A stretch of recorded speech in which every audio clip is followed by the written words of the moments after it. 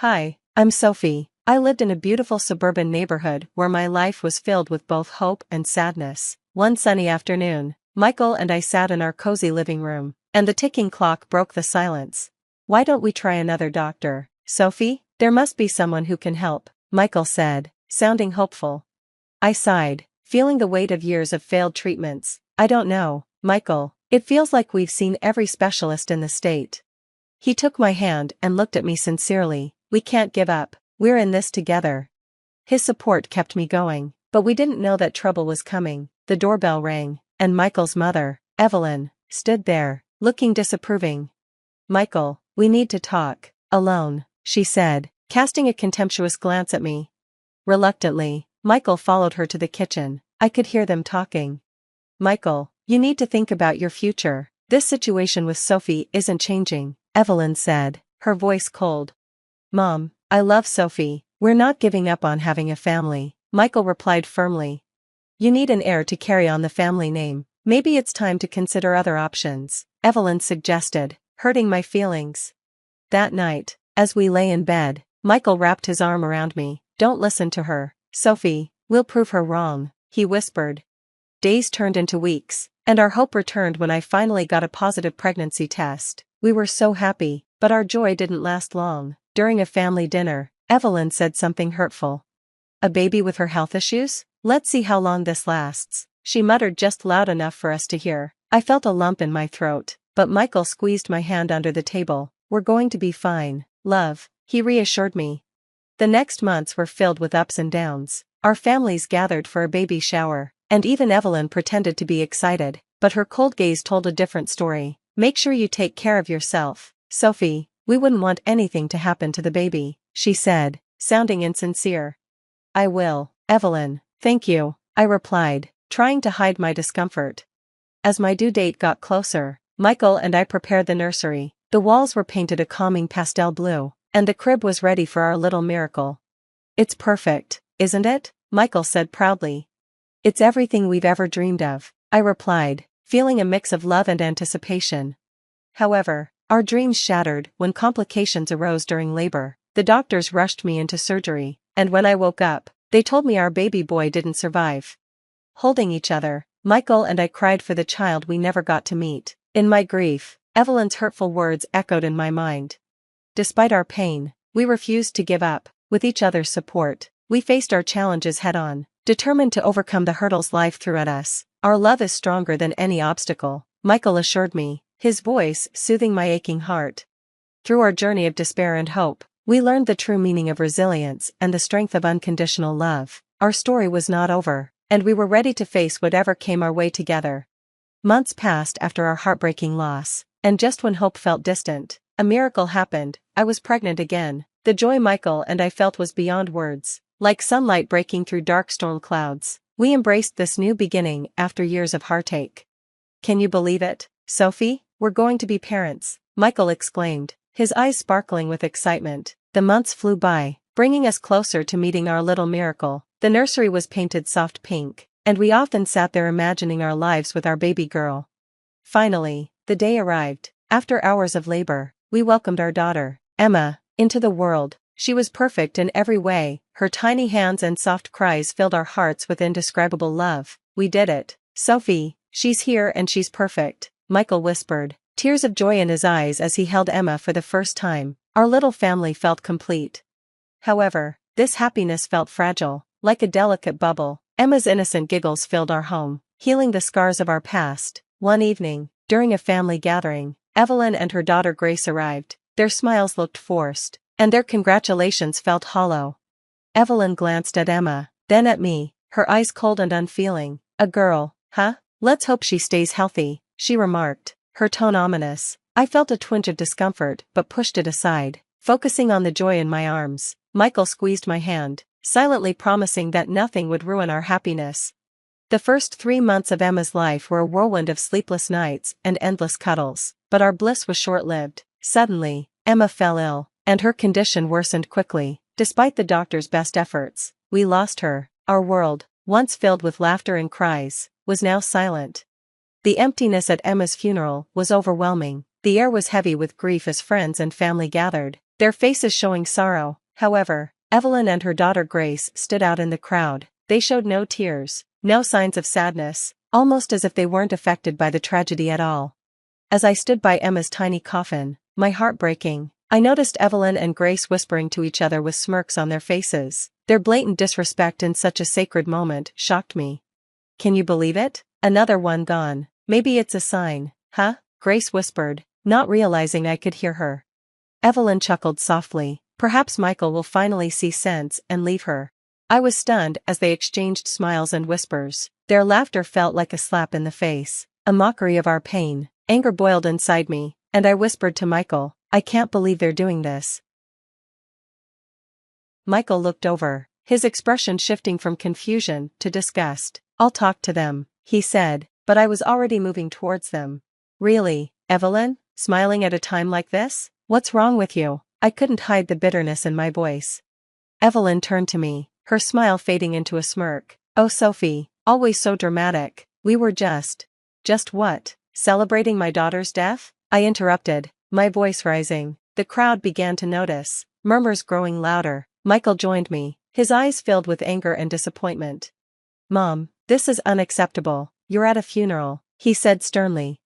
Evelyn tried to defend herself. "We were just talking about what? How happy you are that my daughter is gone," I nearly screamed, my grief turning into rage. Grace stepped in, her voice dripping with fake concern. "Sophie, you're overreacting. We're just as sad as everyone else." "No, you're not," I shot back. "You never wanted me to be happy, not with Michael, not with Emma. You've always wanted me gone." Our confrontation caught everyone's attention. Michael stood firmly by my side, his arm around me, showing where his loyalty lay. "I can't do this anymore, Mom. Your constant negativity and disdain for Sophie are too much. I can't have you in our lives if this is how you're going to act," Michael said, his voice steady. Evelyn's face fell in shock and anger. "Michael, you can't be serious. She's manipulating you."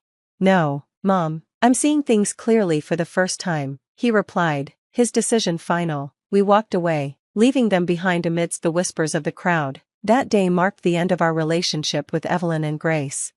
Michael chose to stand by me, and together we faced the world united in our grief and love. In the weeks that followed, our home became a sanctuary where we could mourn in peace, away from judgmental eyes.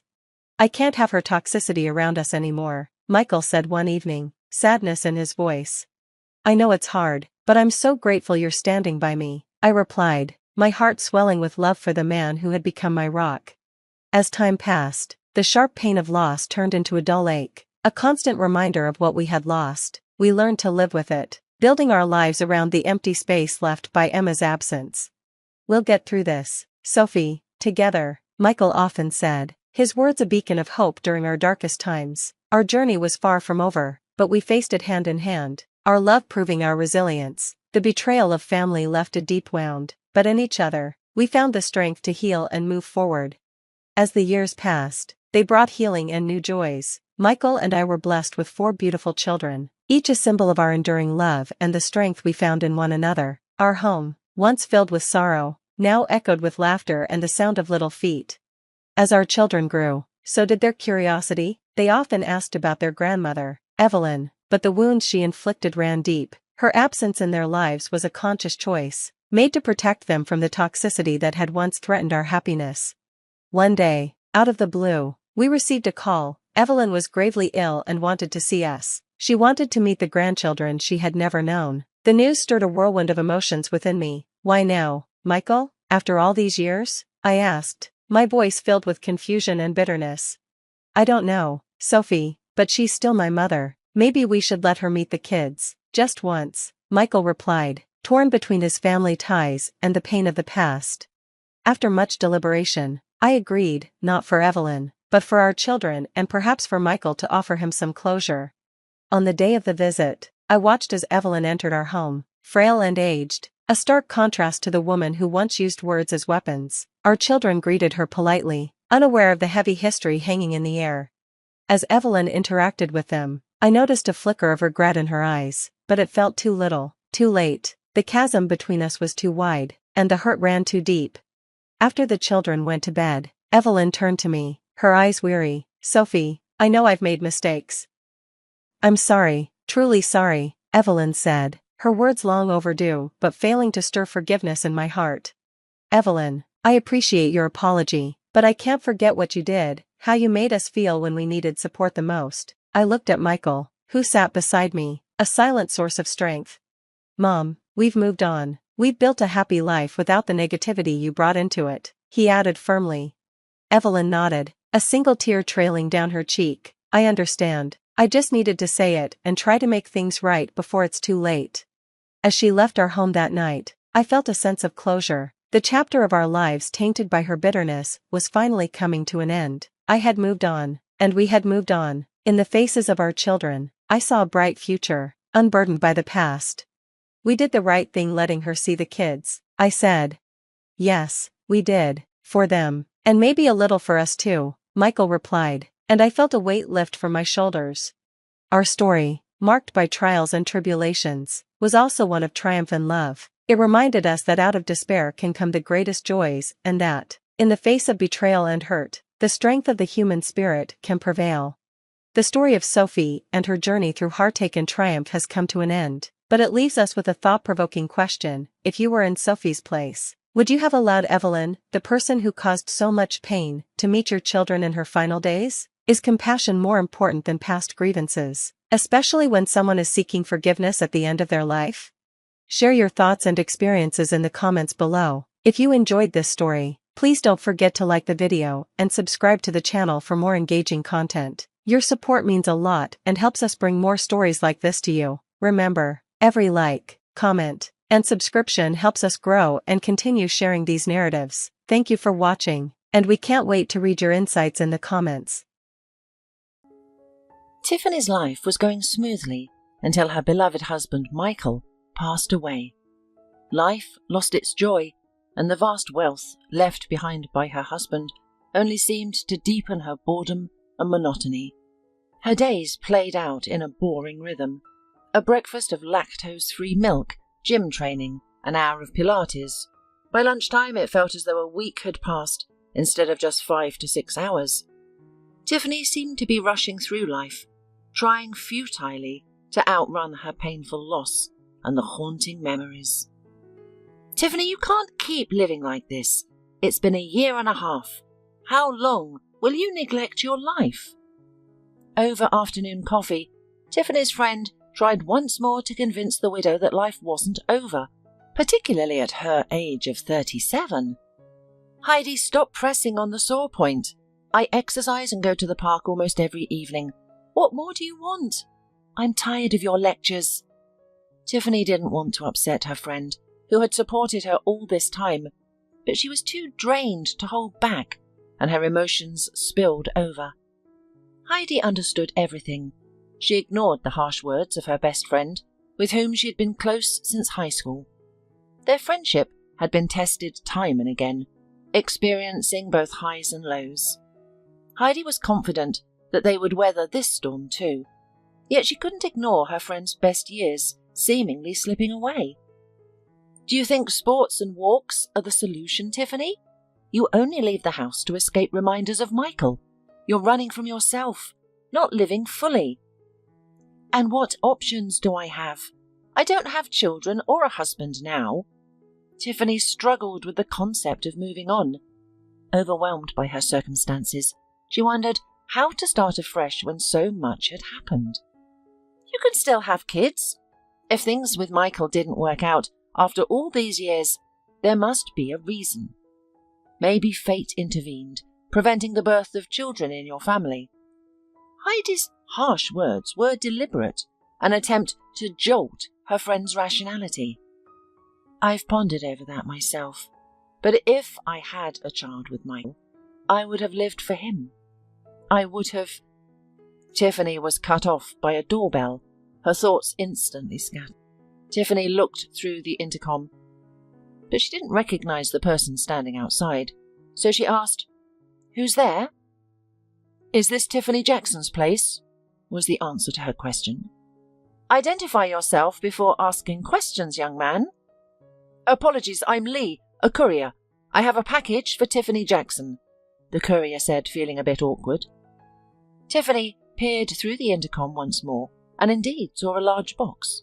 There was no longer any hesitation about whether to open the door. "Yes, I'm Tiffany Jackson," she confirmed as she opened the door. "Please sign here." The courier handed her a pen and a signature sheet. "And by the way, today is my first day on the job, so I forgot to introduce myself at the beginning. I hope that didn't inconvenience you. I promise to be more considerate from now on." "It's okay, Lee. It happens to everyone. Have a lovely day. Goodbye," replied Tiffany. She carried the package to the kitchen, where her friend was already eager to know more.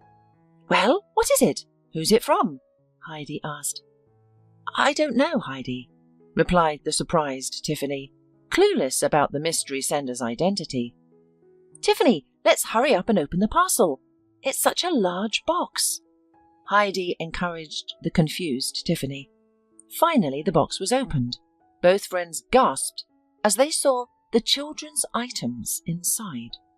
"This is ridiculous. Why would I need baby clothes? Maybe there's been a mix-up. We need to catch up with the courier and ask." Tiffany rushed towards the door, but stopped when she heard her friend shout, "Tiffany, there's a letter. It says it's for you. Let's read it quickly or the suspense will drive us mad." Tiffany hesitantly began to open the envelope, a sense of dread washing over her. She had an intuitive feeling that it held nothing but bad news. Time seemed to stand still as her eyes scanned the words. "Hello, Tiffany. This is Deanna. You probably don't know me. Michael wanted to tell you about our family, but feared it would hurt you. His love for you faded long ago, but his respect for you as a person remained. His life with you caused me pain throughout the years, as it did to our son. Yes, Tom is Michael's and my son. They loved each other deeply. Michael was an exceptional father. I'm writing this letter because I am at a loss. I hesitated to reach out, wondering if it was necessary, and then I realized it was necessary. You never had children, though I know you wanted to. Michael was upset about it. He yearned for a child, but you couldn't give him that joy. When he pursued me, he expressed a desire to have a child immediately. My love for him was instantaneous, so it didn't take long for us to act. Michael was wealthy and successful. Who would refuse to bear the child of such a man? I'm writing to you for a different reason, though. Michael left a substantial amount of money for Tom and me after his death. However, it proved to be less than it seemed. I am young and beautiful, and I have daily expenses for skin and body care, healthy food and trendy clothes. The money just seemed to evaporate. I'm sure you, as his legal wife, inherited much more. Please share some of it with us, without resorting to legal battles. After all, Tom is Michael's son, and you should be concerned about his future. If you're unwilling to settle this amicably, we may need to take more drastic measures. But why waste money and time on lawyers? I hope you understand my position and won't refuse my modest request to assist my son and me. Is this a joke? Heidi was in such shock at what she had heard that she couldn't bring herself to believe what was happening. Heidi, pour me something stronger.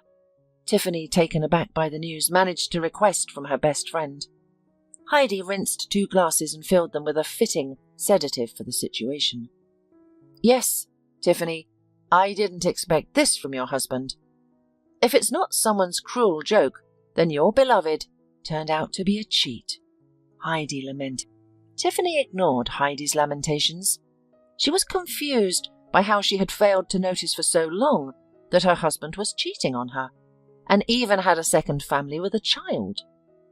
Heidi, I want to be alone. Tiffany interrupted abruptly and tersely. Of course, dear. If you need anything, call any time, day or night.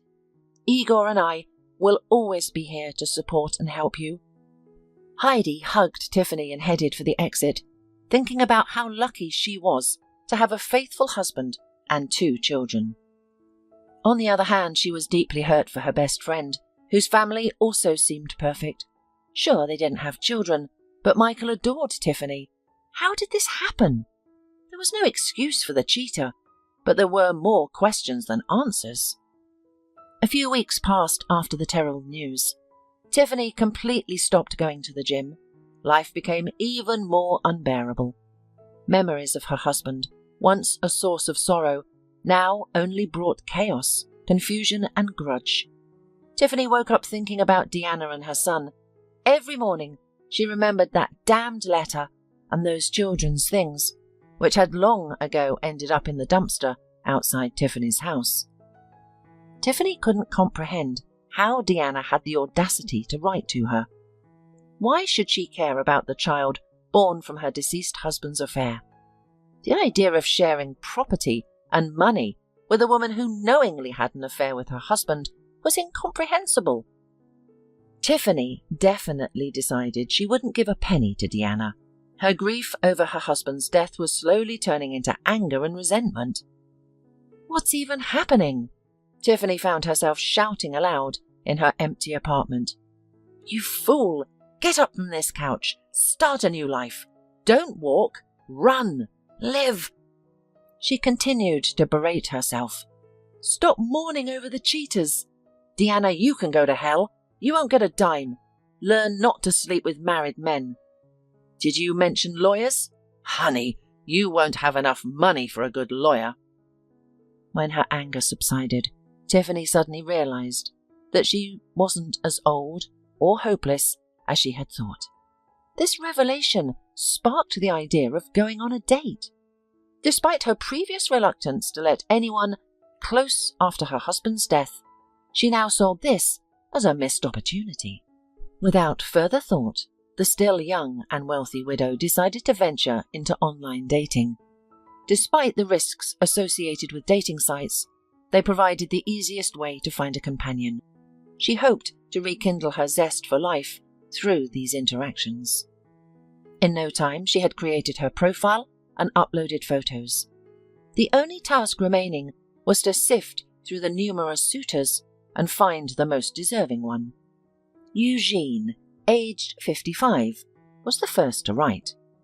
Despite the nearly 20-year age difference, he did not appear uncomfortable, but Tiffany, with her plans about children and happy, active, joint future, was not inspired by such a person. Then came messages one after another. Young guys tried to test their fate, noticing expensive jewelry on a lady much older than them. After a couple of hours, Tiffany was finally drawn to a message from a man named Nick, who appeared to be around 40 years old. The photo revealed a tall, athletic, confident man in his prime. Hi, I'm Nick, 40 years old, unmarried, no children. Would you like to chat? His message read, succinct and straightforward. Hi, I'm Tiffany, a 37-year-old widow with no children either. Of course I'd like to chat. That's why we're here, to meet new people. Tiffany responded, trying not to appear too formal and hide her lack of experience with men. Nick didn't reply for about 3 hours, leading Tiffany to believe he was uninterested in their acquaintance. Good evening, Tiffany. I've been swamped with work. If not for the internet, I wouldn't find a spare moment to meet a decent woman.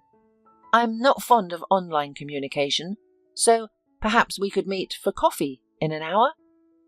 Nick, as it seemed to Tiffany, was not some frivolous online slacker, but a serious man who valued his time. Good evening. Why not? Tiffany replied. They exchanged contacts and planned a meeting. Nick proposed to pick her up in his car, but for safety reasons, Tiffany decided she would drive herself to the restaurant. As an hour wasn't sufficient for her to freshen up and travel, the meeting was pushed 2 hours later. As she showered, Tiffany found herself surprisingly excited and anticipative of the upcoming date. Michael's mistress, their son, and her whole past life all seemed to have vanished.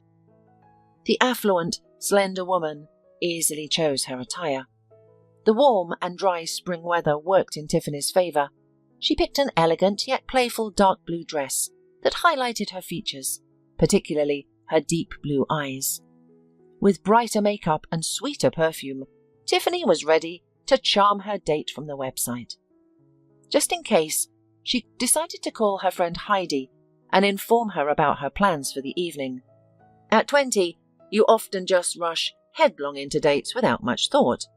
By 37, common sense prevails, preventing such reckless ventures. "Hi, Heidi, I'm going on a date, but don't ask me anything yet. I don't even have the answers myself, and I'm not sure if this is the right thing to do." Then Tiffany relayed the restaurant's address, her date's name, and other potentially useful details. The street was lit by streetlights, but their glow wasn't enough to drive without straining one's eyes. Suddenly, Tiffany felt a jolt as her bumper was hit, and only by quickly pressing the brake, she was able to avoid a collision with the stone fence lining the road. Dressed elegantly and wearing 10-centimeter stiletto heels, Tiffany rushed out of the car to assess the situation. Few cars were on the suburban route, and everyone seemed to hurriedly drive home without acknowledging the incident. To her horror, Tiffany spotted a man lying on the curb, not far from her car. She felt the ground slip from beneath her feet as thoughts of being imprisoned for manslaughter filled her mind. "Wake up! Come to your senses, I'm begging you!" Tiffany pleaded, and the man suddenly showed signs of life. Tiffany moved closer, but she hesitated to touch him. She knew from her school first aid lessons to avoid moving an injured person until medical help arrives, unless there's a life-threatening danger. However, she soon regretted leaning over the man. He reeked of alcohol, unkempt body, and typical street smells. "I'm all right," the man mumbled. "What? All right? I'm sorry, for heaven's sake, I didn't see you." Tiffany didn't know what else to say. "It's all right, it was my fault. I jumped in front of your tires." "What? On purpose? You're insane. I could go to jail because of you." Tiffany was clearly unprepared for such a confession. "You're so beautiful. I think I'm in love." The man was slowly regaining his senses and struggling to his feet. "What are you talking about? You're drunk out of your mind. I'm calling the ambulance and the police. They will come and sort things out," Tiffany stated, realizing she couldn't easily escape this situation. "Please, I don't need an ambulance, and I won't report you. It's my own fault. I'm all right. Let me write a waiver of hospitalization and a statement stating I have no claims. And you will just allow me to shower at your house, clean up, disinfect my abrasion, and we can resolve this issue once and for all. Do you agree?" the homeless man proposed. "I'm not a paramedic. What if something happens?" Tiffany was taken aback by the unexpected proposal, but was forced to agree, as she preferred this arrangement over lengthy legal procedures. Due to all this mess, Tiffany completely forgot about the date with Nick. Speaking with him, she missed many calls or messages from him. "My name is Bradley. What's yours?" The man in the back seat broke the silence first. "Huh? What? Oh, yes, I'm Tiffany. Sorry, I was lost in thought." Tiffany was clearly disoriented and barely aware of her surroundings. "It's a beautiful name, just like you. Truly stunning." The man continued to compliment her, but Tiffany ignored him. "Tiffany, I'm serious. When I opened my eyes and saw you in that gorgeous dress, so fabulous, I wanted to live.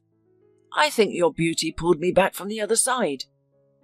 "Thank you, but I'm really not in the mood for compliments right now," Tiffany replied, her thoughts elsewhere. "Okay, I get it. I'll be quiet then." The rest of the journey was quiet, and they soon arrived at their destination. "Come in, Bradley. I suggest you take a shower first, then I'll set the table for a late dinner," Tiffany said, unsure of how to politely but quickly direct her unexpected and poorly scented guest towards the shower. "Yes, I agree.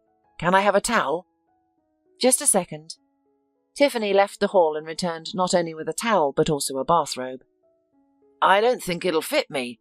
I'm taller and bigger than you." Bradley smiled. "Well, at least try it on. Your clothes, I'm afraid I'll have to throw them away. By the way, the robe belonged to my husband. He wasn't as tall as you, but it's better than nothing. I'll also grab some clothes for you from his closet. There must be something left." Tiffany tried to keep her composure despite the discomforting thought of a dirty and smelly man in her pristine, expensive bathroom. "And why isn't he here? Did he leave such a gorgeous woman? What an idiot!" Bradley called out from the bathroom. Tiffany retreated to the kitchen, sank onto the chair, wrapped her arms around her head, and surrendered to despair. Why is all this happening? Why me? Did I really deserve such a fate? My husband cheated, then died, and now there's a homeless man in my apartment. Life is just spiraling downwards. It can't get any worse. The sound of water subsided, and Tiffany realized that now she would have to somehow find common ground with a stranger before he left. She heard footsteps leading into the kitchen. "Do you prefer meat, or—" she started, but lost her words. The widow, who had not seen a man's body in quite some time, was stunned by the sight of the half-naked man standing in the doorway of her kitchen. Her heart pounded wildly, and her temperature soared. There was no trace of that street-scented homeless man. "Meat or what?" The man continued her incomplete sentence. "I eat anything, so no need for any special dishes. Sandwiches will do. But could you first tend to my abrasions?" "I need to take you to a doctor. This is serious." Tiffany snapped out of her momentary daze, realizing the severity of Bradley's injuries. "No, I've been in more dangerous situations before. It will heal quickly enough, like a dog does. You saved my life today. If it weren't for you, I'd be gone. Fate has decided to give me another chance," Bradley stated firmly. "Sit here on the chair. I've prepared the first aid kit.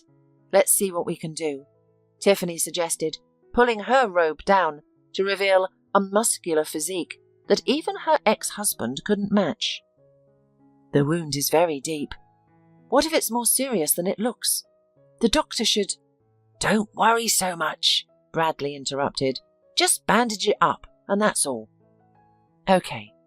Can I ask you something?" Tiffany asked, her curiosity overriding her anxiety. "About what? How did I end up like this?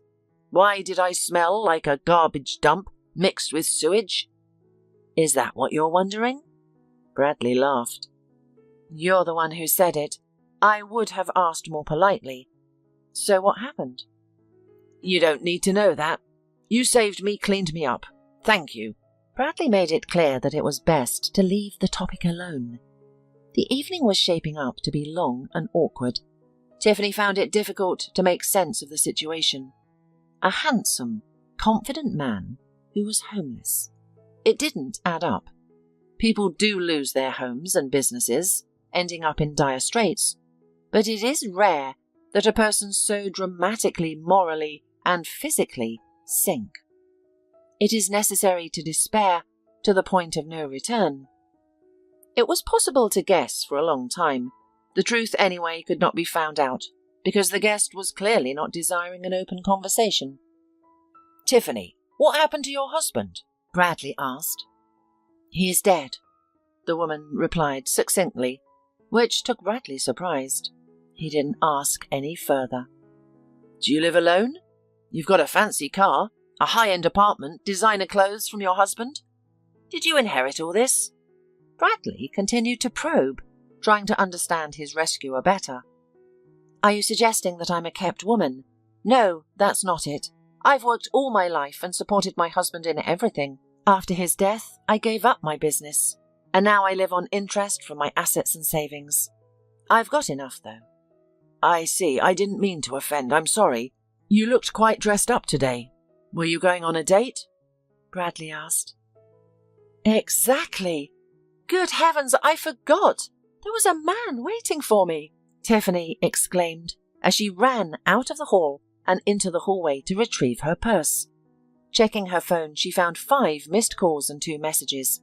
She immediately dialed Nick to explain her absence. "Hi, Nick, I've been in an accident. I apologize. It's been quite a mess." "Have you been waiting long?" She started the conversation emotionally. "Not to worry.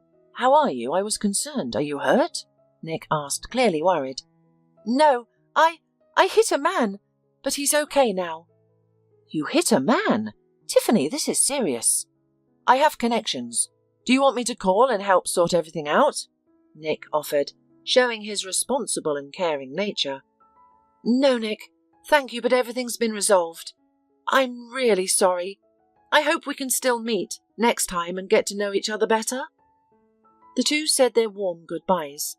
Tiffany was impressed with Nick. They hadn't met yet, but she already felt that he was someone special. Her thoughts were interrupted by Bradley. Tiffany, I tried on the tracksuit you found for me. It's a bit tight, but it's better than what I was wearing. I'm glad it fits you, she replied. Then I'll go. Thank you for returning me to life. I met you and reassessed my values. You're an incredible woman, Bradley said affectionately, moving a little closer to the woman. Where are you going to go at this hour? I can't kick you out after the accident. Rest for the night. We'll figure things out tomorrow. Tiffany was hesitant to let Bradley leave. He didn't have a phone or any other means of communication. What if his condition worsened? However, these thoughts were tangled with other absurd ones. The lonely woman, yearning for male companionship, desired to feel the masculine presence in her empty apartment for as long as possible, especially since the guest was quite attractive, which was slowly making her lose her sense of reason. Can a random man really make my heart race? Tiffany pondered, caught in a limbo between reality and illusory feelings. Are you serious? I didn't expect such an offer. I'll be bold and accept it without any regrets, Bradley replied. A few hours passed, and the unusual couple, a homeless man and a rich lady, had already discussed many topics, some of which were quite personal and even inappropriate at times. Tiffany, it's so easy to converse with you. It feels like my wounds have healed, and I found a new purpose in life, the man said as he tucked the blanket into the duvet cover without interrupting their conversation. Thank you. I feel a bit calmer too, Tiffany lied. She found it difficult to stay calm next to a man with such an appealing physique. Why didn't we meet sooner? I would have married you without a second thought, Bradley exclaimed. Don't be silly. Do you think you could make me favour you? She retorted. Yes, I do. I might be a bum now, but... Bradley didn't finish his sentence. Tiffany didn't pry. She understood that he was withholding something. Well, it's late, and better to go to bed. Today was a long day. Tomorrow I'll either buy you some clothes or we can order some online together. They should be delivered within a day. Tiffany bid her guest good night and retreated to her bedroom. Sleep eluded her as the day's events whirled in her mind, making it feel as though the world had turned upside down. Suddenly, Tiffany heard the door to her room opened and felt a man's hand on her arm. She realized she had wanted this. After a passionate night, sleep claimed her. It was a peaceful sleep, as if she was in the arms of the King of Dreams, not just an ordinary man named Bradley. Tiffany awoke late in the morning, feeling disconnected and weak. As the events of the previous night flooded back, she lost all desire to stay in bed. Disturbed by her thoughts and the realization of waking up alone, she sprang up. Bradley was nowhere to be found. Panic gripped the bewildered widow as she searched the apartment for her unusual guest. Whether fortunately or unfortunately, he was not there. Suddenly, she noticed the mess. It looked as though every cupboard had been searched, her wardrobe rummaged through, and most importantly, her jewellery box was empty. Oh my, what have I done? Who did I let in the house? Tiffany exclaimed, with a mixture of fear and disbelief. Overwhelmed with shame, the idea of calling the police seemed ludicrous. She had invited a homeless man into her house, and worse, she had shared a bed with him. Tiffany wished the ground would swallow her up. Even her late husband's betrayal paled in comparison to this. After thinking for a while, she decided to do nothing. The safe containing her money remained unopened. meaning her bank cards and large sums of money were intact. The only damage was to her pride and ego. The incessant vibration of her phone interrupted her thoughts. Hesitantly, she decided to answer the call. "Tiffany, wake up. I've been dying to know how your date went. How was Nick?" Heidi's impatience was palpable. "Hi, listen, it was fine. Can we talk about it later? I need some time alone tonight, just to clear my head," Tiffany responded. "Hey, dear, is everything okay? Did he do something to you? If he did, you need to stand up to him," Heidi pressed on. "No, Heidi, everything's fine. He's the best man I've met in years. It's just that things are changing, and it's a bit overwhelming. I need some time to process it all." Tiffany managed to convince her friend to give her some space. They said their goodbyes, but Tiffany had only questions swirling around in her mind. What am I going to do? Tiffany started cleaning up the mess made by Bradley, and to distract herself from sad thoughts, she decided to turn on the TV. The music channel was blaring with the grating voices of today's underperforming singers, so she switched to a news channel covering current events. The kitchen was the only place that hadn't been damaged. Apparently, the bum took a good look at it last night during dinner and didn't find anything of value. Tiffany began cleaning the living room where the intruder had slept, or pretended to sleep. On the coffee table, Tiffany found her sleeping pills. That's probably why she slept so soundly that she didn't hear any noise during the night. New theft schemes have been identified within the capital and its suburban. Law enforcement agencies ask all drivers to be extra vigilant on the roads in the evening, the news reported. Crime stories always piqued Tiffany's interest, so she shifted her attention from the window to the TV screen. The girl from the news program, meanwhile, continued to reveal the details of the case. A gang of swindlers disguised as homeless people are pulling off an uncomplicated acting stunt. A man dressed up in a homeless person's outfit throws a bag of rubble under the wheels of an approaching car in the semi-darkness. Everything happens so quickly that the driver doesn't have time to see the object ramming the bumper on impact. The dazed driver stops the car, and then the real spectacle begins. The swindler lies down on the roadside and pretends to be dying. In the second scheme, the swindler convinces that he wanted to end his life. In all cases, they ask not to call the police and ambulance. Tiffany stood listening to the news, and her legs were treacherously shaking. She didn't want to believe what she was hearing. It was as if the news anchor were revealing all the secrets of last night at Tiffany's house. The next point on their agenda is asking for shelter for a few hours to clean up, treat their wounds, and rob their victims. Stay alert and make sure to call the police and an ambulance if you're involved in an accident. Those who can assist in the investigation are urged to provide all available information to law enforcement. More on this later in the news. Tiffany Jackson, a former businesswoman, fell for such a cheap trick. She was disgusted with herself, but the wounds on the swindler's body were real. Could this scum be so well prepared? Tiffany found herself not only recalling Bradley's words, but also his sculpted body, which she had admired for half the night, not suspecting such a cruel setup. Suddenly there was a call on the intercom. Tiffany looked at the screen and saw the courier who had delivered some not-so-good news a few weeks ago. "Hello, Lee, right?" Tiffany asked as she opened the door. "Good afternoon. Remember me? Nice to meet you. There's another package for you. Please sign here." Lee glowed because he liked this woman very much after the first meeting, although she was older than him. "One more bad news. I wish those packages get lost along the way. I wouldn't mind," Tiffany smirked, recognizing the sender. "I'm sorry," Lee said, not understanding the situation and feeling a bit embarrassed. "You're such a humble little guy, always so sweetly embarrassed. Okay, thanks for the delivery. Have a wonderful day," Tiffany said, bidding the courier goodbye. She was in no rush to open the package.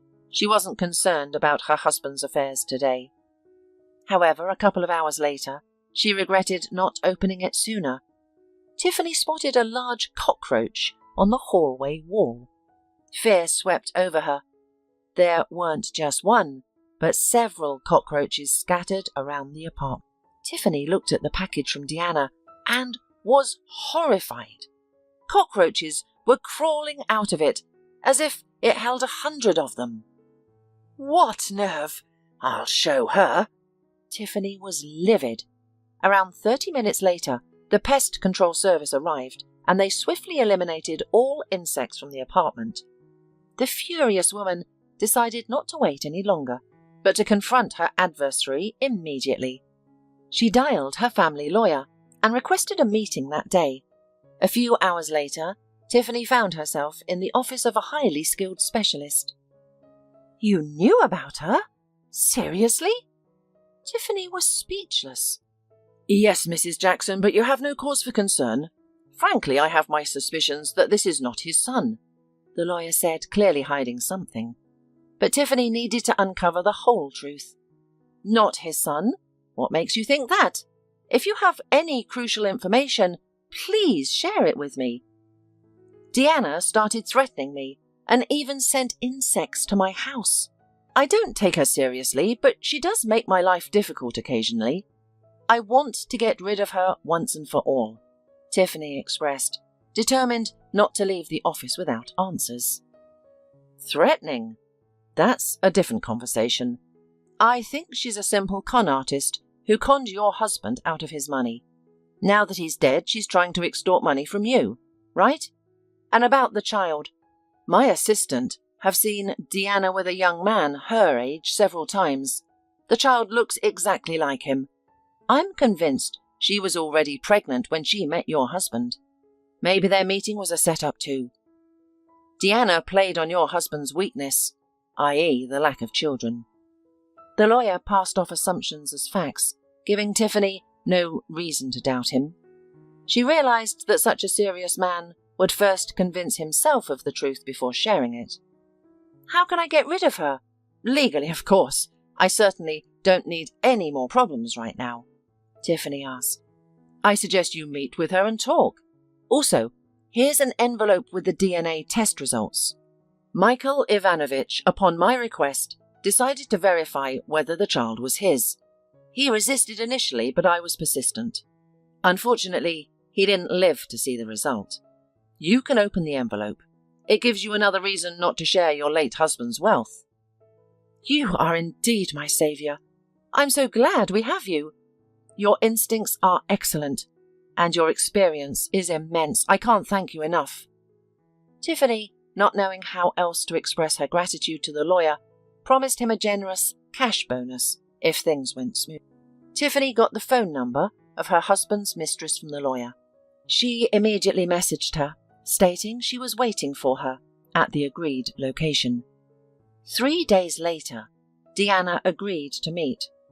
This resolved one of Tiffany's concerns. She was confident about the outcome of the case because the result in the envelope was positive. But only for Tiffany.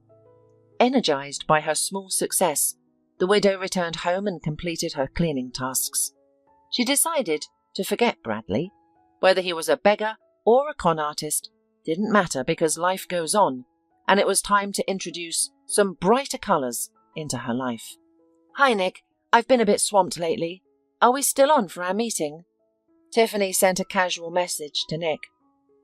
Hi. Yes, I'd love to meet, but I can't today. Can we meet tomorrow during lunchtime at my office? Nick, without any hint of the grudges that often plagues men of his age, suggested a convenient first meeting. Yes. He wouldn't see her in her stunning evening dress and makeup, and her elegant stilettos that would be replaced by modest casual shoes, but the important thing was that they were finally going to meet. Tiffany spent the rest of the day alone, scrolling aimlessly through social media posts. The day of the meeting with Nick arrived. Tiffany dressed elegantly for their lunch date and set off to meet her online interest. Driving up to the meeting place, Tiffany saw that Nick was already waiting for her, holding an incredibly beautiful basket of flowers. Tiffany, hello. You look very elegant. These are for you, the charming man said, handing her the basket of flowers. He then began to inspect her car, assessing the damage from the accident. "Nick, thank you. It's my pleasure," Tiffany responded, feeling elated. The man was even more attractive than in his photos. "Tiffany, let me help with the repair. I know someone nearby who can fix your car up in a couple of days," Nick offered. Tiffany was unsure how to react, unused to having a man's assistance. "There's no need. I'll handle it myself. I just haven't had the time or inclination to arrange the repair," she replied. "Don't worry about it. Let's have lunch now, and afterward, I'll take care of everything," Nick assured her. The date was a success. Tiffany was captivating, and Nick was entirely smitten by her charm. After lunch, as promised, Nick helped with the car repairs, covered all the bills, and ordered a cab for Tiffany. Despite his tight schedule, he offered to be her driver, promising to find time for her. 5 days later, Tiffany called her friend Heidi and invited her to dinner. It was time to share everything that had happened to her, but at the time for the meeting, Tiffany felt unwell. "Hi, Tiffany, are you feeling okay?" Heidi asked, concerned. "Oh, it's just a stomachache. Maybe I overate at breakfast," said Tiffany, and began to recount everything, starting from the accident. "Girlfriend, what were you thinking? You brought a swindler into your house and spent the night with him? You're acting like a fool. A year and a half after her husband's death, she's been turning down suitors, and now she's with a homeless man," Heidi scolded her friend, unable to comprehend why her beloved Tiffany had taken such actions. "Believe it or not, you would have done the same in my shoes. He was so charming and confident. I helped him, cleaned him up. It's unbelievable. How could he have lied so blatantly to my face?" Tiffany tried to justify her actions, but even to her, her words sounded absurd and outlandish. "Well, my friend, you've lost your mind. You haven't even reported him to the police for the thefts. Why don't we go and do it now?" "I don't want to report it. I'm ashamed of myself. A woman in her almost 40s, bringing a homeless man into her house. Nope, I won't humiliate myself like that." Tiffany rejected all pleas to report the incident. "I realize it does sound absurd, but even the news has reported on this gang, as you say. Maybe I should have testified." The friends argued for a few more minutes when suddenly Tiffany felt so unwell that her face turned green. "Gosh, Tiffany, what on earth did you eat on that makes you so nauseous?" Heidi voiced her concern for her friend. "I didn't eat anything unusual. I must have been nervous. They say that all illnesses start from nerves." "That's right. You've had a lot on your plate these last couple of weeks." The friends discussed many aspects of Tiffany's life, both important and trivial. By nightfall, she was alone. She didn't want to sleep, and besides, Nick began to flood her with messages, and then called. "Tiffany, I like you very much. I think about you all these days. My colleagues saw you at the lunch that day. They all encouraged me not to miss the chance with such a beauty. I'm sure I made the right choice." Nick had clearly fallen in love. At his age, pretending to be an innocent young man and remaining silent about his feelings seemed silly for him. "I'm very flattered by your words, Nick. I'm fond of you too. You make me feel like a truly delicate woman," Tiffany responded, not wanting to mince words. She had already encountered plenty of insinuation and surprises in her life. "Then why not move in with me?" Nick proposed, surprising her. "So soon? I'm sorry, but I'm not ready yet. Give me some time. Let's meet more often and see how it goes," Tiffany suggested. This dampened Nick's spirits somewhat, but his determination to win over Tiffany remained. He agreed to her terms. "Tiffany, feel free to call or write to me at any time. I'll gladly help you in any way I can, I promise," Nick assured her. They said their goodbyes. Everything seemed fine with Nick, but Tiffany couldn't stop thinking about Bradley. Nick was perfect in every way, but Bradley had wormed his way into her heart, and as it turned out, had no intention of leaving. 3 days later, Tiffany went to meet her late husband's mistress. Let's not mince words, Deanna. What you did with your manipulations was despicable. I'll chalk it up to your immaturity. Although I could have taken more drastic action after such a nasty stunt. Tiffany began the conversation, confident in herself and her strength. Glad you liked the surprise. Did you bring the money? Give it to me, quickly. I'm running late for the beauty parlour. Deanna, sensing her winning position, was not expecting any surprises. I brought it. Here, take a look. Tiffany handed her an envelope. What's this? Open it. See for yourself. Tiffany was tempted to make a few jabs about Deanna's intelligence, but chose to spare her the embarrassment. A DNA analysis? 0% kinship? This has to be fake. Deanna was livid when she saw the shocking document. It's completely authentic. Michael took the DNA test. Look at the date. Sadly, he died without knowing that he had no biological offspring. Maybe it's better that way. At least in heaven he'll be content knowing he left behind a legacy. Tiffany paused, then continued assertively, And you're a fraud. Forget about my family's money and my home address. You won't get a cent, Tiffany said, then left a few bills on the table for their coffee and cab fare home and turned to the exit. Deanna shouted obscenities at her back, but Tiffany brushed off the harsh words. She had already put the home wrecker in her place. Content with herself, Tiffany indulged in shopping, sipped champagne, enjoyed tiramisu, and realized she could confidently announce, a new life begins. Hurry, hurry! The woman from the 7th ward is going into labour. Her water's broken! Echoed a shout from the corridor of the private maternity hospital in the capital. In the operating room, the face of a joyful Tiffany was clearly visible. 9 months ago, she had unexpectedly become pregnant on one of the most peculiar days of her life. Will my baby be okay? Tiffany, more concerned about her baby than herself, asked anxiously. Of course. You're fit enough to have 3 more. All young women should be as healthy as you. The midwife reassured her with encouraging words. The labour went smoothly. Heidi, along with her husband and children, greeted Tiffany as she left the maternity hospital. They showered her with gifts and promised to help with the newborn. Unexpected happiness has come to you, my dear. It's no wonder. Heidi was certain that the arrival of the child would bring special meaning to her friend's life. And I'm glad that the time of worrying over the unexpected pregnancy has passed. Heidi, I was foolish. I was scared of raising a child alone, but then I collected myself and realized that with my abilities, I'll raise the most educated and successful young man. You'll see. Tiffany named her son Bradley, hoping to maintain some connection between him and his absent father. Despite her friend's objection, Tiffany was firm in her decision. She held no grudges, and now she was forever grateful for his priceless gift. As a single mother, Tiffany faced no unusual difficulties.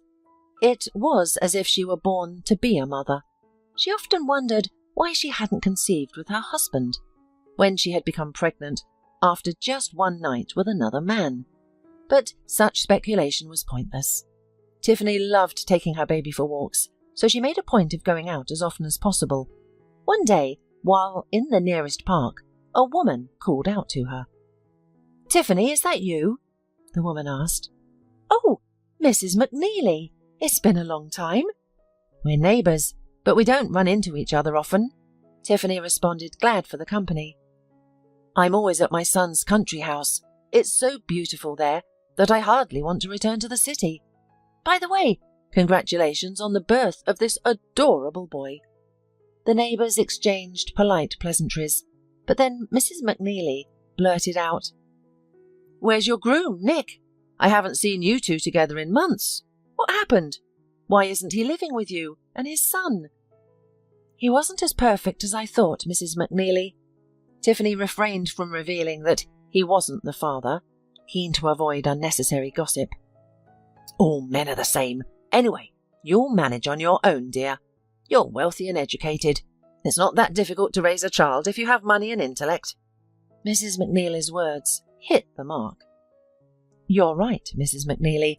I have the resources, and my Bradley won't lack anything. Thank you for your support, Tiffany responded. The women continued their stroll around the park before heading home. The concerns about her child brought Tiffany joy. She couldn't fathom how she had lived without her son before. She had missed out on so much. But as they say, everything happens in its own time. Years passed and Bradley started first grade. Bradley, how was your first day at school? Did you like it? Tiffany wanted to know every detail because school marked a new phase in her son's life. Mummy, it's great. There are so many kids. I've already made friends with Paul and Molly. They're really cool. Bradley was clearly delighted. And what do you think of Ms. Jones? She will be your teacher for the next years. Mum, she's nice. She praised me when I read the alphabet without mistakes, the first grader said with a proud look. You're a good boy. Make sure Miss Jones continues to praise you. I'm confident you'll do well, my dear. Tiffany was overjoyed to hear about her son's success. Mum, can we get ice cream? Let's go. It didn't take long to convince the loving mother. The small family, composed of a mother and her son, joyfully entered the nearest cafe. Ice cream for us, please, Bradley ordered. What flavour would you like? Or do you want a mix? Asked the young waitress, pulling out a notebook to jot down the order. Mix! Chocolate, strawberry, and let's have cherry. The boy picked his favourite flavours. The waitress left to get their order, and Tiffany was left stunned. She thought she saw Bradley, not her son, but her child's father, leaving the cafe. It's unbelievable, Tiffany whispered almost inaudibly. Mum, what? What did you say? Her son didn't understand her. Nothing, honey, nothing. A few more months passed. Bradley was studying diligently, and Tiffany was pleased with his progress. Life was improving, and everything went on as usual. Once again, while waiting at the school gate for her son, Tiffany spotted the man who resembled Bradley's father among the passers-by. She felt herself slipping into madness, occasionally drifting back to the past. She promptly pushed these thoughts aside and promised herself to avoid such nonsense. She was a mother now, and she decided there would be no more men in her life, at least until her son was grown. She was content with her small family. On the weekend, she visited Heidi and her family. Little Bradley adored his mother's friend and her children.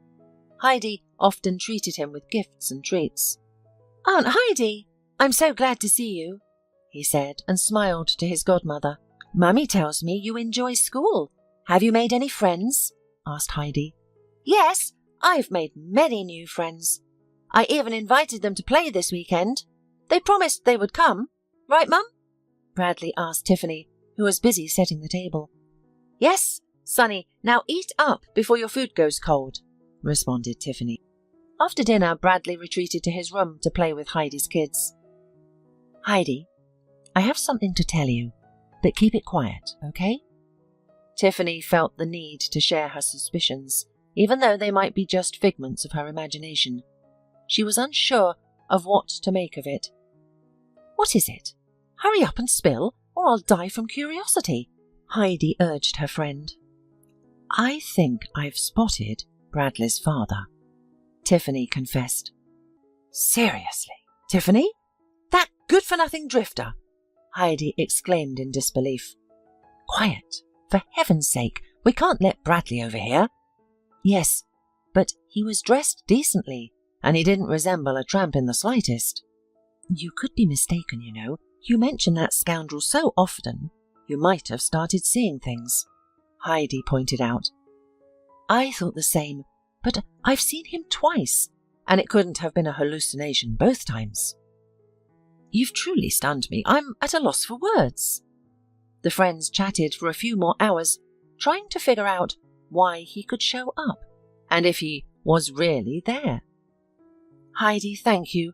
I've said my piece and I feel relieved. I'm going to treat it as a figment of my imagination," Tiffany said at the end of the evening. "Absolutely, friend. There's no need to dwell on the past, especially with men like your dear con artist. There are plenty of them." That day, Tiffany went to bed later than usual. She confessed to herself that she would love to see and talk to her son's father again. She had cherished their one night together all these years. Yes, he turned out to be a liar and a thug, but what can one do about the heart's desires? Tiffany fell asleep, but even in her dreams, she couldn't escape the image of the man who had captivated her. The next morning, Tiffany took Bradley to school and went to the supermarket. "Tiffany?" A man approached the woman closely as she selected fresh bread and her son's favourite rolls. Her heart froze, then pounded fiercely, then froze again. This cycle continued until heavy male hands spun her around. Tiffany stood frozen, locking eyes with Bradley, the man who had stolen her heart years ago. He seemed unchanged, still the handsome, confident man she remembered. "Tiffany, what's wrong? Don't be scared, it's me." Bradley tried to calm her. "You," she managed to stammer. "Yes, Tiffany, it's me. I know I've behaved terribly, but—" He didn't get to finish. Tiffany dropped her groceries and bolted out of the store. "Tiffany, wait, don't be foolish," he called after her, but she was already in her car, pushing the accelerator to the floor, fleeing from Bradley, or perhaps from herself. After driving several kilometers, she had to pull over. She was struggling to breathe and felt so ill that she was dizzy. "God, it was him! I'm not crazy!" Tiffany screamed in desperation. She couldn't understand why she had run away from him. She had replayed their meeting in her head countless times. She had wanted this meeting, had dreamed of it. "You're blocking the exit!" a voice called from the partially opened car window. "What? I'm sorry," Tiffany responded, confused. "You're blocking the exit! Move!" the stranger repeated. "Oh, sure, sorry," Tiffany said as she attempted to maneuver her car. In doing so, she accidentally scraped her bumper against the door of the man who had so ardently requested her to move. "Oh, come on. Where are your eyes?" the angry driver exclaimed, exiting his car. Tiffany had no choice but to get out of her car as well. "Are you out of your mind? Parking in an unauthorized place, and you can't even drive," the man accused. Tiffany looked at her accuser, unable to figure out where she had seen him before. He seemed eerily familiar. "Can you hear me?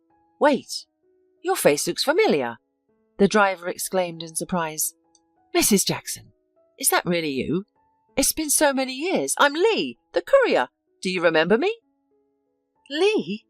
Yes, I do remember you. You've grown so much. Very mature," Tiffany said, shocked. 2 unexpected encounters in one day. She didn't know whether to feel happy or upset. "And you're still young and beautiful. I was so in love with you back then. I used to wait for your parcels, but they stopped coming. I was too shy to visit. Such a naive fool," Lee said, laughing. "Really? I'm at least 15 years older than you. Don't be silly," Tiffany said, embarrassed by his confession. "Mrs. Jackson." "Tiffany, just Tiffany. You're no longer a courier, I see, and you've grown up. We can drop the formalities," she interrupted. "Tiffany, I'm sorry. Why don't we go and have a cup of tea?" Lee suggested suddenly. "Okay. I need to unwind more than ever." Tiffany accepted his offer. It felt like a lifeline to her at the moment. The long-time acquaintances spent a pleasant time together, forgetting the minor traffic accident. They exchanged phone numbers and parted ways, each with a warm feeling in their hearts. Later, Tiffany picked up Bradley from school. His new drawings lifted her spirits. She thought her son was really talented, but his father, she knew almost nothing about him. "Mum, why are you sad today?" Bradley seemed to notice her emotions. "I just missed you while you were at school, baby." "Let's go to the supermarket," she replied. Tiffany and Bradley spent an hour at the store. After returning home, she cooked a delicious dinner, and they watched cartoons together. "Mum, you said Dad went far away. Will he be coming back?" "He has to come back, doesn't he?" Bradley's sudden questions felt like a bucket of cold water to Tiffany. Bradley, he's not coming back. He has a lot of work and can't leave it to just come home. Now, let's watch your cartoon."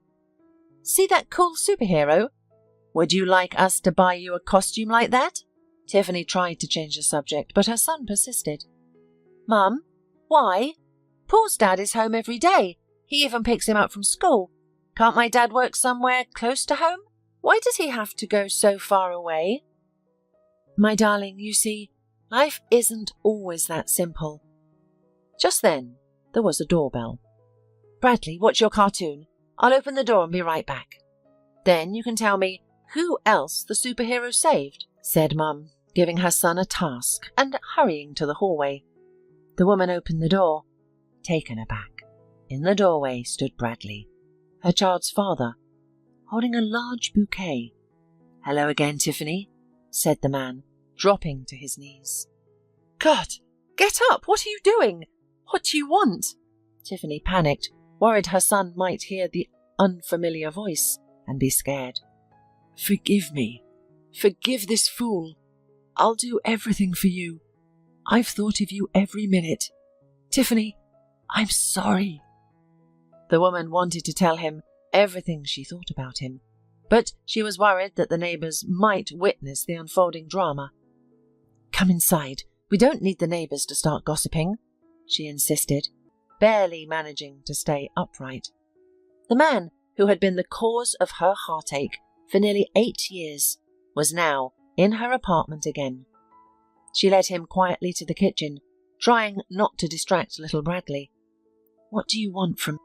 Tiffany tried to hide her trembling lips, but Bradley noticed every emotion that crossed her face. "Please listen. Back then, I lost my business. My wife left me, and I fell into bad company. Yes, I cheated you, set you up and stole from you. I admit it all. I'm ready to go to the police and turn myself in. If you want to file a report against me, go ahead.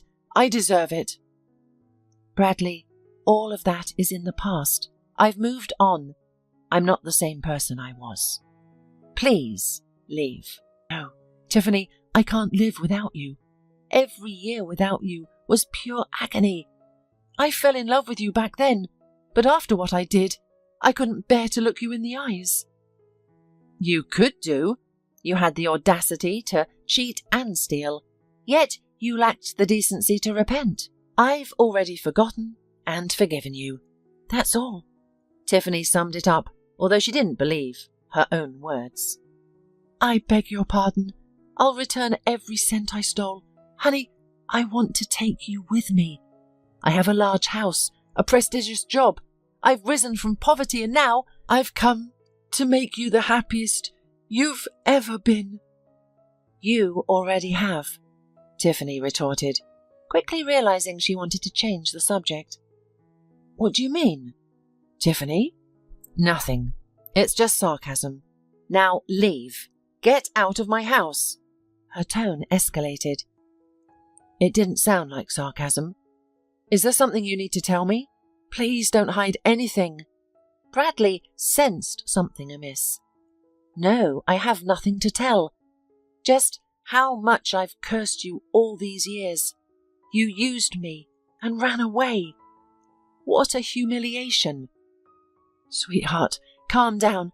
I know there's no forgiveness for me, but please give me a chance. I'll make it up to you," the man said, taking Tiffany's hand and leaning his cheek against it. "Bradley, do you have any idea how I felt that day? I was alone with this vile situation."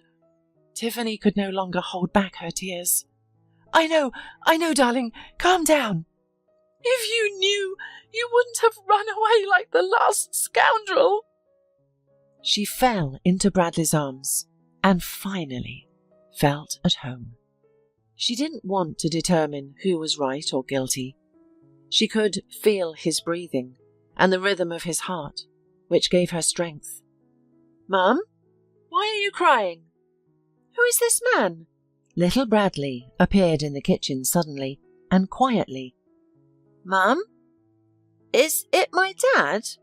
he continued to ask his confused mother and father. "Tiffany, he's my copy! Jesus! Tiffany, how can you explain this to me?" Bradley was mesmerized as he looked at the boy, not understanding what was happening. "Yes, honey, it's your daddy. He's back," was all Tiffany could manage to say. "Daddy, Daddy, you won't work so far away anymore. You're here for good, right?" "Tiffany, is it true? Answer me, Tiffany." Bradley awaited this answer like a blessing from above. "Yes, meet Bradley, your son, our son." "Dad, let's go watch cartoons. There's a superhero. You're my superhero too, right? You're going to protect Mummy now. Let's go, Dad." Bradley grabbed the hand of both his dad and Mum. After all these years, the whole family was together. Tiffany looked at her son and his father, feeling truly happy. She would have managed raising a child alone, but having a father for her son made a world of difference. Even though Bradley initially stumbled, the most important thing was that he had come back to them, making their lives much more joyful and fulfilling. A newlywed couple, Eleanor and Darren, were sitting on their apartment balcony. A month had passed since they became husband and wife. The honeymoon period was over, and their life together was about to truly begin. Eleanor rested her head on Darren's shoulder, smiling contentedly. Despite having spent the last of their money on utility bills just hours before, they were young, in love, and optimistic about the future. "One day we won't have to count pennies between paychecks," Darren promised. "I know, darling. You always keep your word," Eleanor replied confidently. Both 23 years old, they had met at the college, where Eleanor studied law and Darren studied economics. They shared ambitious dreams of starting their own business. Despite the inevitable obstacles, they believed in doing things out of passion rather than mere profit, trusting that life itself would aid them in their pursuit. 5 years later, after numerous setbacks, they had made it. Darren, who always kept his word, had opened a consulting company. Though modest, it was profitable. In their city, Darren and Eleanor were known as a successful and wealthy couple.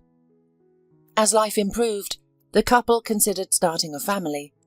At nearly 35 years old, they felt it was time to have children. However, conceiving didn't happen immediately. After 2 years of unsuccessful attempts, Eleanor was on the verge of depression, waiting for the positive pregnancy test that didn't come. However, finally, the couple's efforts were rewarded. On her 38th birthday, Eleanor received the most anticipated gift. She gave birth to a daughter. Both the pregnancy and childbirth were challenging. Darren was terrified of potentially losing his wife or daughter, or both. However, their doctor was a professional who managed to prevent a severe situation when Eleanor had a significant bleed. Eleanor spent a long time recovering in the hospital, and Darren took care of their daughter unconditionally while Eleanor was there. His experience gave him a new look for women, considering all mothers as heroines.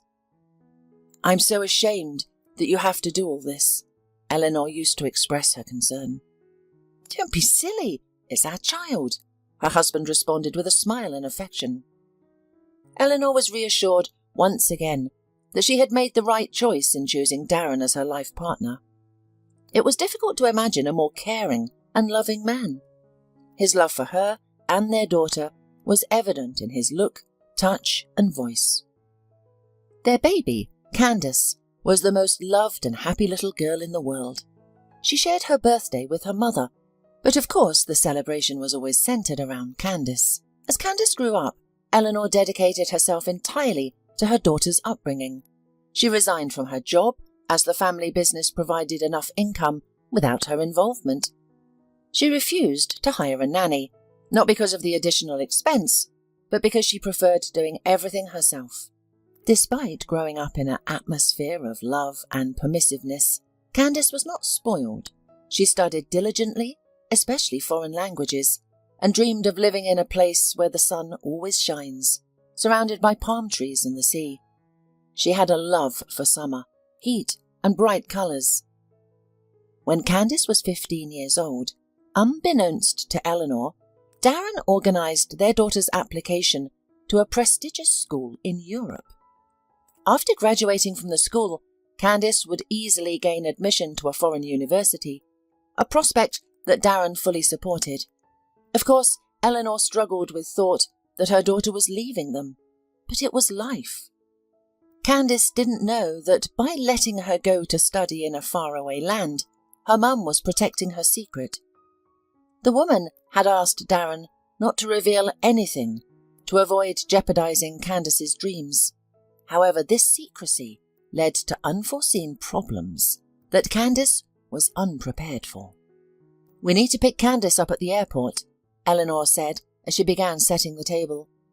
"Don't worry, her plane doesn't arrive for another 2 hours," her husband said. "Why are you setting the table so early?" "It's really early." Eleanor placed a plate on the table and sank into the sofa looking lost. Suddenly, she burst into tears. Her husband, Darren, immediately rushed to comfort her. "Imagine, I've mixed everything up," Eleanor sobbed. She immediately sensed something was wrong with her. "I've even stopped understanding time." "Calm down. Everything will be fine," Darren reassured her. "It's not noticeable at all. You've always been a bit forgetful and inattentive. I even find it endearing. But maybe we should tell Candice the truth." "No, don't even think about it," Eleanor exclaimed, looking frightened. "There's no need. We'll tell her when it's all over." Darren sighed but stopped arguing.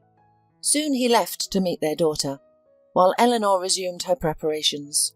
She arranged the plates and adjusted the napkins with such love and care, wanting everything to be perfect.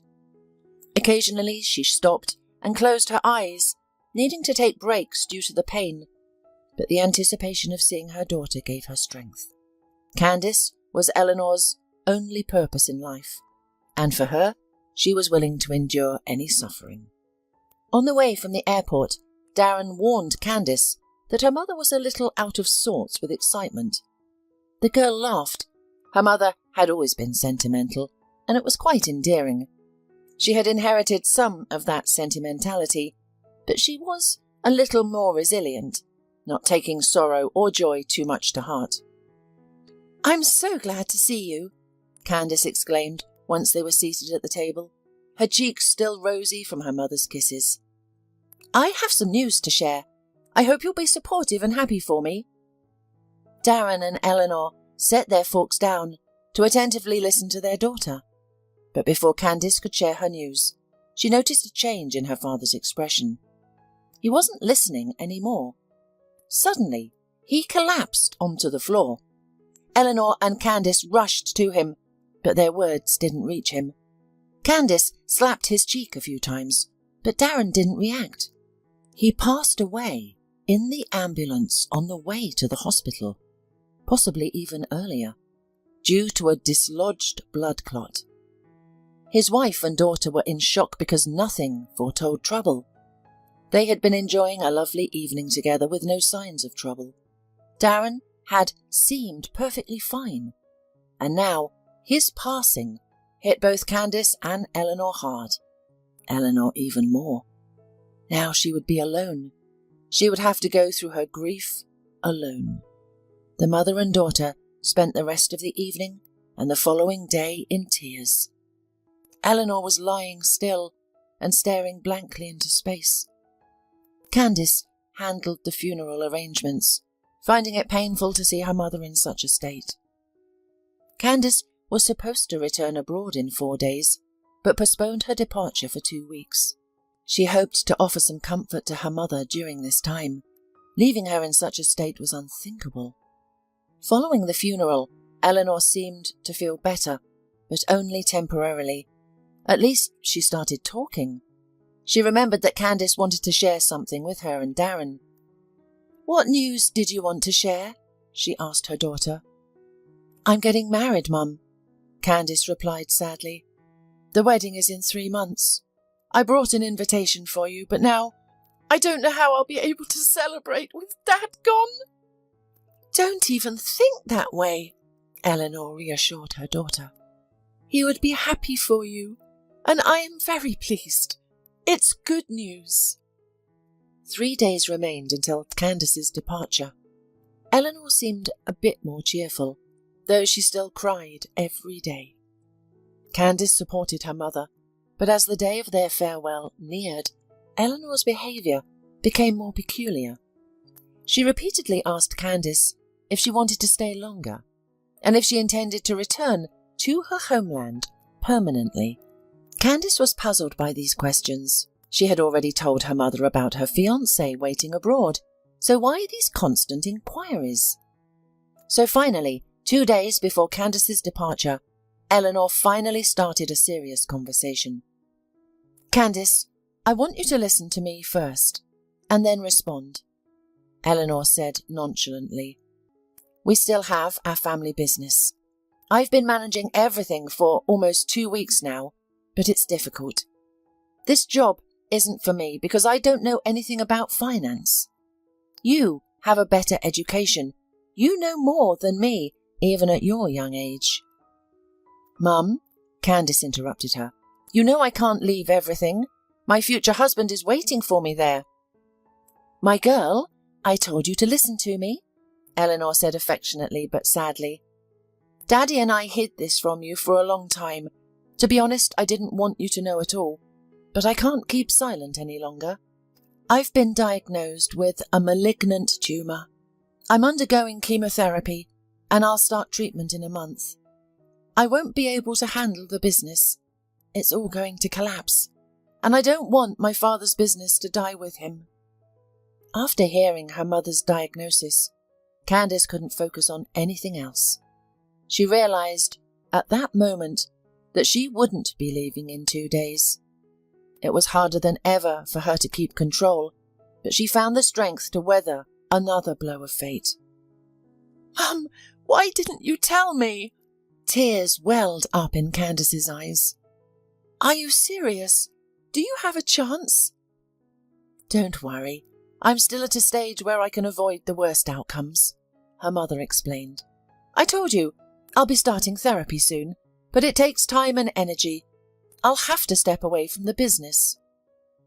Candice pledged to stay home temporarily to assist her mother, yet she declined to manage her father's business. The prospect of responsibility and challenges frightened her. She was only 22. How could she manage a consulting company? "Do you have an assistant? A right-hand person, a deputy?" Candice proposed alternatives. "Mum, don't even ask. I won't risk taking it on." Eleanor stated she wouldn't pressure Candice further, but asked her to consider it. They spent the remainder of the day together, with Candice reluctant to leave her mother's side even for a moment. After Eleanor went to bed, Candice decided to call her fiancé and inform him she would be staying here a little longer. She had been waiting for a long time for a reply on her video call, and it seemed odd to her as she knew Matthias wasn't busy at this time and should be home, and they always called each other around this time. Finally, the waiting icon changed, but instead of her fiancé, Candice saw a girl who looked as though she had just woken up, wrapped in a blanket with dishevelled hair and barely open eyes. "Who are you?" Candice asked. "Can I speak to Matthias?" "Matthias is in the shower. If you're here for business, call back later," the strange woman replied. "What business? Look at the nightstand next to you. There's a picture of me," Candice responded, her tone becoming harsh. She was starting to understand what was happening. "I see that there's nothing here," the confused girl replied. To prove her point, she pointed the camera at the nightstand. There were indeed no picture frames there, but There was a bottle of wine and 2 glasses. Matthias had claimed he didn't drink alcohol. Clearly he had lied. As the stranger adjusted the laptop, Matthias appeared in the background.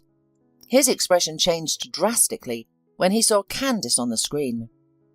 "Send my belongings to the student dormitory," Candice said, her voice choked with emotion. "Goodbye. You won't see me again." Candice ended the call. In the last seconds, she noted Matthias trying to say something. She threw her phone on the bed and sat down on the floor, holding her head in her hands and crying. The pain was not so much for her fiancé's betrayal, but from the avalanche of problems that seemed to be crashing down on her. At that moment, Candice's remaining mental strength deserted her. She couldn't hold on any longer. Overwhelmed by grief, she screamed and pounded the floor in a fit of hysteria. All the pent-up emotions from the past few days were unleashed. After the outburst, Candice spent the night crying, not catching a wink of sleep, but eventually she managed to pull herself together, her resolve 3 times stronger. In the morning, her mother entered her room. "Don't worry so much," Eleanor tried to comfort her daughter. "Everything will be fine. I'll have the surgery and beat this disease." "Mum, I'll take over my dad's company," Candice declared suddenly. Throughout the night, Candice had been doing a lot of thinking. She realised she couldn't start studying now, barely keeping herself from spiralling into despair. Her father's death, her mother's illness, and her fiancé's betrayal before their wedding had all shaken her to the core. But Candice had inherited her father's tenacity. She wasn't about to give up. Somehow, she convinced herself overnight that she could manage everything. The business, her mother's care, and moving past the betrayal of the man she was supposed to marry.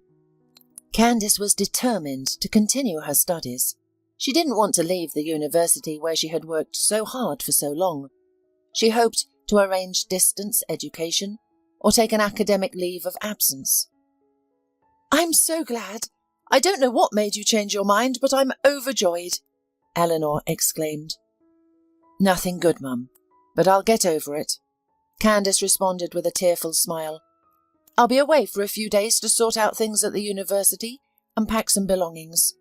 On my return, I'll dive straight into your business." For the first time, Candice found herself not wanting to leave home or fly to the country that had become her second home. Her associations with this place now centred around her fiancé's betrayal. Before boarding the plane, she felt a wave of panic. An unfamiliar sense of anxiety washed over her, despite having flown many times before. The foreboding feeling was so strong that she even considered cancelling her tickets and rescheduling her flight. Candice managed to regain her composure, attributing her troubles to a series of unfortunate events that occurred simultaneously. However, her anxiety returned to the airplane cabin. She thought to herself, what if these terrible events continue? What if something else goes wrong? Despite her worries, Candice fell asleep. She was jolted awake by the panic that erupted on the airplane. People clung to their seats, their eyes wide with fear and terror. Some were praying, others were shouting for help, and some just looked around bewildered. The plane was shaking violently, and the oxygen masks had been dropped. "What's going on?" Candice asked her seatmate. "I don't know," she replied, seeming more calm than the others. "It's just turbulence." "I've flown before, and I know what turbulence is," Candice retorted, concluded that her seatmate was just trying to keep her calm. The shaking didn't stop. In fact, it seemed to worsen. Over the speakerphone, the pilot assured everyone there was nothing to worry about. They would land in 20 minutes and everyone could disembark. A minor issue had arisen, but it was under control. Candice's fears immediately resurfaced. She chastised herself for not returning the tickets. She had already begun to accept her fate, not in the hysterical manner of other passengers, but quietly. She felt more frightened than anyone else, believing she had brought this misfortune upon them all. Taking out her phone, she began to type a farewell message to her mother, expressing her love and urging her to continue finding joy in life. "The message won't go through," interjected her neighbour, who had remained calm throughout. Candice glanced at her questioningly. "If we crash, your phone won't survive. Your mum will never see the message. But don't worry, that won't happen. You'll be hugging your mum soon, telling her you love her in person." "It helps me stay calm," replied Candice, resuming her typing. "Let me say goodbye to her in my mind, at least. She's done so much for me, and I love her so much." "You'll have time to say it yourself. My name is Petra, by the way." Candice introduced herself and they shook hands. Petra might have been a fortune teller, as all passengers safely reached their homes that day. The pilot landed the plane without anyone getting hurt, despite an engine breaking down mid-flight. If not for the pilot's professionalism, the situation could have been much worse. Passengers were quickly evacuated. "How did you know everything would be all right?" Candice asked Petra while they waited for their luggage. "I didn't know. I just believed in the best," Petra replied. "I always think positively, regardless of my troubles. I take it in my stride." "I should learn positivity from you," Candice said, smiling. "Life has been challenging me lately." They parted ways, but Candice regretted not getting Petra's phone number. However, she felt they'd meet again. Candice found her belongings in her dorm room, to her surprise. It turns out that Matthias was not even going to make any attempts to get forgiveness from the girl he loved. Although Candice wouldn't have forgiven him, she felt a bit sad that he gave up on their relationship so easily. Having settled matters with the university and switched to distance learning, and within 2 days, Candice found herself at the airport again, awaiting her flight. "What an unexpected meeting," a familiar female voice exclaimed. "Are you planning to unsettle all the plane passengers again? Upset that your plan failed last time?" Candice instantly recognized the voice behind her and turned around, smiling, eagerly anticipating this encounter.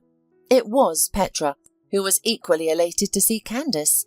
During their last meeting, Candice had shared her recent misfortunes and expressed her irrational fear that her worries were causing the plane to shake, hence Petra's playful jest. As fate would have it, they were once again headed to the same destination on the same plane. This time, Candice planned to avoid losing touch with Petra. She felt as though this meeting was destined. Moreover, knowing that Petra would be beside her alleviated her flying anxieties. It seemed to her that the new friend was a good sign, that she brought good luck, thanks to her optimism. Despite Petra being 5 years older, they became best friends. Besides, there were several moments that united their destinies, such as losing their fathers and their loved ones. Only she was not cheated on. Petra's fiancé turned out to be a criminal. A week before the wedding, he was arrested and soon imprisoned. "How do you still have a positive outlook on life?" Candice asked. "Teach me how." "That can't be taught," Petra replied. "I guess I inherited that trait from my dad. He was always optimistic. As for the cancelled wedding, I'm not worried.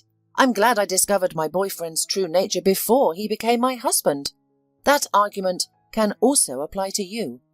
At the airport, Eleanor hugged and kissed her daughter for as long as if Candice were going away for 2 months, not a couple of days. And during driving home, Candice explained to her why she cancelled her wedding. "That's for the best." Eleanor supported her daughter. "You'll find a good guy here. I never trusted foreigners." But finding a groom was not Candice's priority. She had a challenging task ahead, to join her father's business and increase it. Candice had big ambitions. She didn't plan to sit idle. She wanted to accomplish a lot. Partly, she wanted to prove to herself that she could do it. She was also concerned about her mum. The high cost of treatment was understandable. They had money, but not a lot of it. Meanwhile, Eleanor had forgotten to warn her that Darren had a business partner, and she had also left out the fact that he had a big stake in their company. Mr. Garby wasn't too upset about Darren's death. He already considered himself the full owner of the entire business. All he had to do was to buy out his late partner's share cheaply, reissue the documents, and business was done. While Eleanor was in mourning, he patiently waited. However, Candace's appearance signalled to him that it was time to act. He had no need for young, inexperienced girls in his business partnership. When Candace visited the office for the first time, she felt a strange mix of anxiety and anticipation. She realised she was stepping into a new, uncharted world. "Oh, Miss Tull, hello. Mr. Garby has arrived and is waiting for you in the office," the secretary said to her hastily. "What, Mr. Garby?" Candace asked in surprise. "He's your father's business partner. They worked together, but Mr. Garby mainly deals with paperwork and rarely visits." "Well, go into the office and he'll explain everything," the secretary said calmly. Candace straightened her suit, glanced at herself in the mirror and squared her shoulders. She was not afraid of meeting her father's partner. On the contrary, it seemed to her that this was her chance to make herself known at once, her intentions. So, the girl stepped confidently out of the door. Mr. Garby greeted her with a warm smile and a few compliments. "I apologize for occupying your seat," the man said politely. "Your father didn't mind me using his office occasionally." "True, my father was a kind man," Candace replied courteously. "However, let's maintain equality and sit at the negotiation table, because I feel like a guest in my own office." Mr. Garby moved to another seat, while Candace decided to change the locks later, uncomfortable with the idea of anyone freely accessing her office. She didn't appreciate the intrusion. Mr. Garby quickly brought Candace up to speed, informing her that the company wasn't as profitable as she might expect. He suggested that it would be more beneficial for her and her mother to sell him their share in the business and focus on their health issues. "Excuse me, but if things are so bad here, why do you want to buy out our share?" Candace asked logically. Mr. Garby evaded the question, but after their conversation he left extremely dissatisfied, while Candace was proud of herself because she had been able to fight back against such a serious man. She refused to sell her share in her father's company, and in general she was going to implement new development strategies. "Oh, I think you should avoid conflict with him," the secretary Mandy advised when she brought coffee to Candace. "I didn't start any conflict," Candace responded, surprised. "We discussed everything calmly. He said he would consider my suggestions." "You didn't start the conflict, but he did." The secretary paused dramatically. "You should have seen the look on his face. I'm afraid you'll have to be more cautious." Candace pondered for a moment. Though she had anticipated some hurdles, she never imagined facing issues on her first day. A week had passed since Candace assumed her role. She worked diligently, arriving first at the office and leaving last. She even took work home.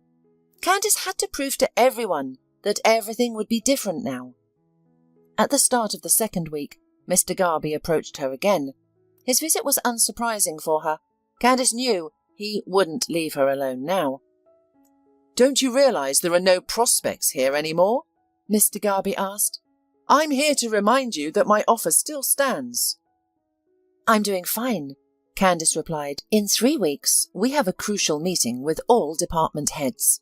I'm preparing a comprehensive report. I'm working on our future plans and mission. Everything is under control." Despite trying to hide his anger, Mr. Garby's trembling eyebrow betrayed his dissatisfaction and disappointment. He had assumed the young woman wouldn't last 3 days, yet here she was, preparing reports and organising paperwork within a week. He had underestimated her. "Well, good luck to you," Mr. Garby hissed. "We'll meet in 3 weeks, and I and other shareholders will see how you are prepared. If nothing is ready by that time and there are no results, you will be morally destroyed. So, be careful."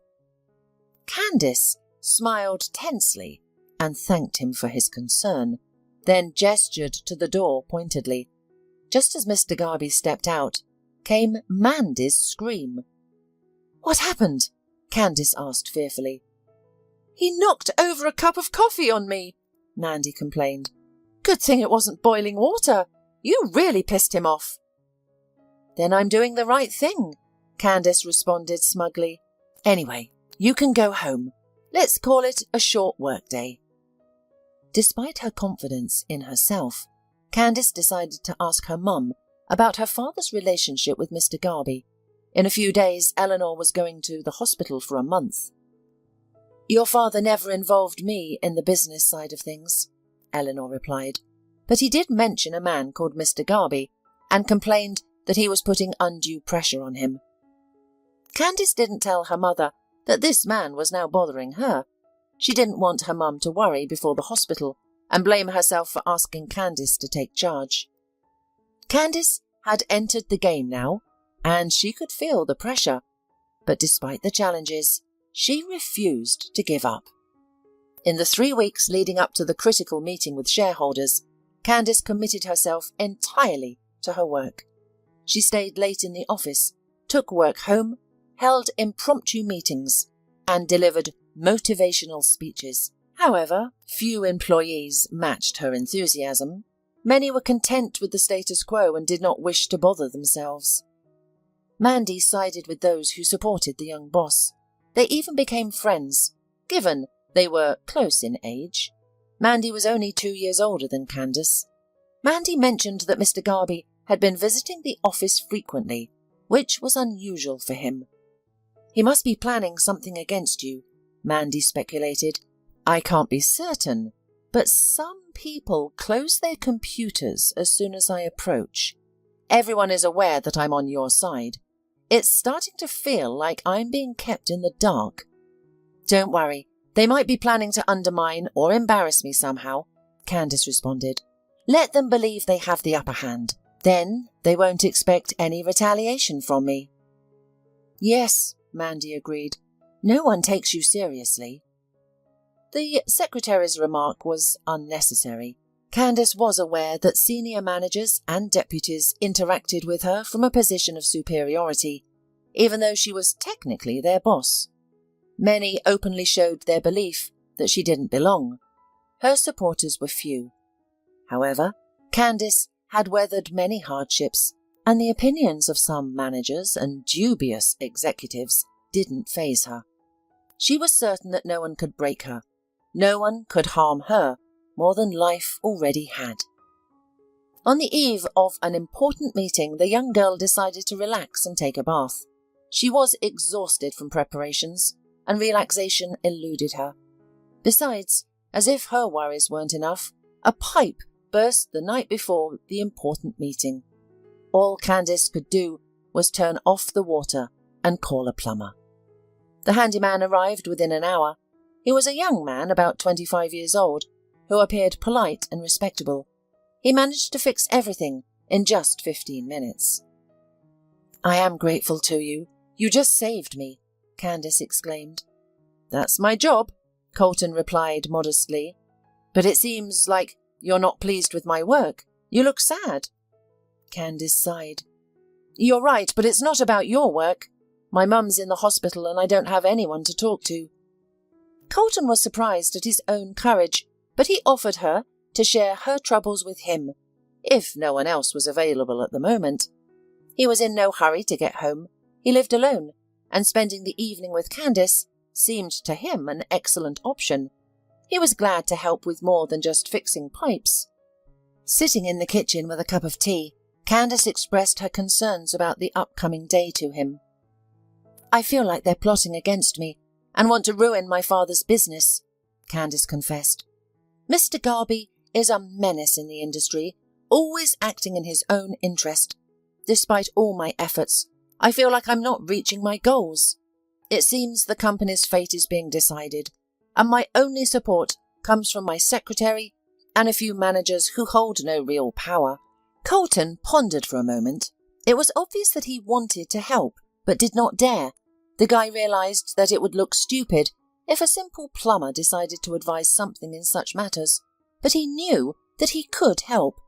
He had been studying economics and was on track to graduate with honours, but was expelled in his final year, just a couple of months before graduation.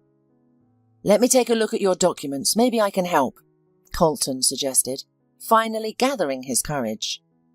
Candace responded to his suggestion with boisterous laughter. Seeing Colton's hurt expression, she stopped laughing, feeling a pang of shame. But a man who was fixing pipes a few minutes ago was now offering to be a financial analyst. It was really hilarious. "How can you help me?" Candace asked, not scoffing, but with a serious tone. "You mean you understand all this?" And then Colton shared with her his story. He was a university student full of high hopes, with teachers predicting a bright future for him. His scientific works, brimming with brilliance and professionalism, attracted the attention of many companies. He even worked as a consultant for several financial organizations. But everything changed suddenly. Colton fell in love with a girl, the daughter of an influential man. They planned to marry, but she cheated on him. Despite her pleas for forgiveness, Colton couldn't accept the betrayal and left her. The girl's father, seeing potential in Colton, was disappointed when the wedding was called off. He questioned his daughter about the reasons, but she lied out of shame.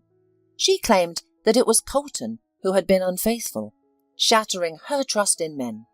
Furious at Colton for allegedly breaking his daughter's heart, the father sided with his daughter, refusing to believe Colton's side of the story. Every attempt by Colton to clear his name only incensed the father further, as he felt Colton was tarnishing his daughter's reputation. A powerful man manipulated the situation to have Colton expelled. The teachers were truly upset, but they were powerless to intervene. The influential father of his ex-bride sought to ruin Colton's future, and no one financial organization wanted to work with him. "So now I'm doing household tasks," Colton concluded. "I gave myself a year to wait so that the vindictiveness of my failed father-in-law would end, and I could finally do my favourite job in this city. Well, time is almost up, and I'll probably just move away from here to a place without his influence and start over. Maybe I should have done it before, but I love this city, and that's why I clung to this place for so long. Most importantly, I haven't lost my passion for finance." "What a nightmare!" Candace exclaimed after hearing his story. Then she left the room and returned with a folder, where she wrote an address on a piece of paper. "Come to this address tomorrow at 9 a.m. My secretary Mandy will meet you," Candace instructed. "I'm entrusting you with important documents. I hope you won't disappoint me." "You can count on me," Colton assured her. "I'll be fully prepared." After they said their goodbyes, Candace felt somewhat reassured. However, the more she pondered over the situation, the more she chastised herself for impulsively trusting a stranger with her important papers. What if Colton was deceiving her? Could he have been sent by Mr. Garby? Candace started to believe this possibility. The plumber, who was actually a financial genius, had conveniently arrived the evening before the meeting. "What a fool I am," Candace chastised herself. "Of course, he was sent by Mr. Garby. I'm doomed. I didn't even ask for Colton's phone number." She had hired the plumber through an agency and thus had no way to contact him. Candace was distracted from her sombre thoughts by a phone call from her only friend Petra. She had returned to the city and invited Candace to unwind at a cafe or club. However, Candace declined, explaining that she needed to prepare for an important meeting. "Especially since I'd dug myself a huge hole I didn't know how to get out of," Candace added with upset feelings, and confessed to her friend that she had given important documents to a man pretending to be a plumber. "You know, and maybe he's not lying," Petra exclaimed. "I studied economics at this university. We were always told to protect our reputation. They cited a senior student who lost everything due to his negligence. They didn't relay the story's details, but mentioned that he was a promising individual who offended an influential man, resulting in his downfall. "Do you think they were talking about Colton?" Candice asked for clarification. "Exactly. I remember. He had such a unique name," Petra replied cheerfully. Candice felt slightly reassured. She realized that she couldn't change anything and would deal with issues as they arose. Surprisingly, the woman felt calm the next morning. She woke up 3 hours before the meeting, calmly got ready, and even found time to review the main points of her report. However, her nerves kicked in as she stepped into the office. Her legs shook and her hands trembled. To her great relief, Colton was already waiting for her there. Candice greeted him and gestured for him to follow her. "Are you ready? Should I be nervous?" Candice asked. "Yes, and I have much to say," Colton replied. "Save it for the council. I'll introduce you as my assistant," Candice directed him. Candice paused in front of the conference room door, adjusted her suit, and entered. Everyone inside was ready and waiting for her. The sight of an unfamiliar face sparked whispers amongst the men. No one trusted a stranger, especially Mr. Garby, who seemed particularly on edge. Candice noticed him scrutinizing her new assistant. Colton started his speech immediately, showing perfect composure. Candice observed him with almost delight, despite the scornful and distrusting looks he got. The men at the meeting behaved poorly, interrupting with sarcastic remarks and openly mocking Colton's words. But Candice was shocked by Colton's remarks. He alleged that none of her partners were interested in promoting or developing the company. Instead, they were actively working to sabotage the business. "Who are we even listening to?" an attendee suddenly interrupted. "2 weeks ago, this financial analyst was fixing my toilet." "Let's remain calm and avoid pressuring a young woman," Mr. Garby suddenly intervened. "Candice, who have you brought here? If your aim was to amuse us, you've succeeded. However, if you're serious, I'm afraid I must disappoint you. No one will work with you." Candice responded defiantly. "Anyway, you, Mr. Garby, will not receive your share." Saying this, she rose from her seat and exited the hall with her head held high. Colton followed her. In her office, he said, "I want to add that none of these people want to develop your father's company. I have the impression that they, on the contrary, want to go bankrupt. If you agree, I'd like to offer you the position of my assistant," Candice proposed. "I don't mind that you lack formal education." Excited, Colton accepted. This was his dream, a cause he was passionate about, not just a job. "By the way, I thought Mr. Garby recognized you," Candice mentioned. "Did you also repair something at his place? We can't afford to lose our authority, so you can't continue doing your work as a handyman." "Sure," Colton replied, "but you're correct. Mr. Garby did recognize me. He's the one who took away everything I was striving for." Candice was stunned. What a small world, she thought. When Candice began collaborating with Colton, things improved for both of them. The company began to develop against the wishes and efforts of Mr. Garby and his associates. The man was angry. He almost threatened Candice to sell him her share. But now Candice certainly did not want to do it. After all, her and Colton's innovative solutions worked. The company's profits increased. Then one day, Candice received a call from her mother's attending physician and invited the woman to talk to him. Candice was very nervous on her journey, worried that something had happened to her mother. Indeed, Dr. Elmido's voice sounded tense and scared. So, upon entering the doctor's office, Candice immediately asked, "What's wrong with my mum?"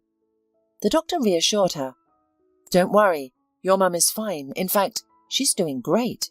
Our therapy is almost finished, and we have an excellent prognosis. However, there's a different issue." The doctor then put on a serious face that made Candice tremble. "It seems you've upset a dangerous man. he said quietly. "A visitor came to me last evening. I think you can guess who might hold a grudge against you." "I know exactly who it is," Candace said, nodding.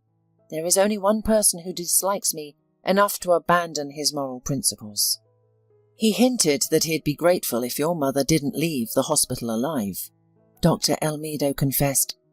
"He offered a substantial amount of money, enough to make a person reconsider their ethics. Unfortunately, I don't have any evidence of this conversation to go to the police, but you should know that this conversation took place." Candace, shocked, sunk back into her chair. Why was her mother the target? What was her mother's involvement in this situation? Dr. Elmido let her know that he had heightened security in the ward and informed the other doctors about the scenario. Nonetheless, he was worried that not everyone might hold the same moral standards as him. "I was offered such a large sum for this terrible task that someone might be tempted," Dr. Elmido admitted. "I can't guarantee that I'll be able to identify every potential threat. I have very competent specialists who could set things up so intricately that we wouldn't even notice." "Thank you for the warning. I'll definitely figure out a way to handle this," Candace responded, still taken aback. Immediately after, she returned to Colton for advice. He seemed to be the only one who could guide her on how to confront Mr. Garby. "Don't you see why he would need to get rid of your mother?"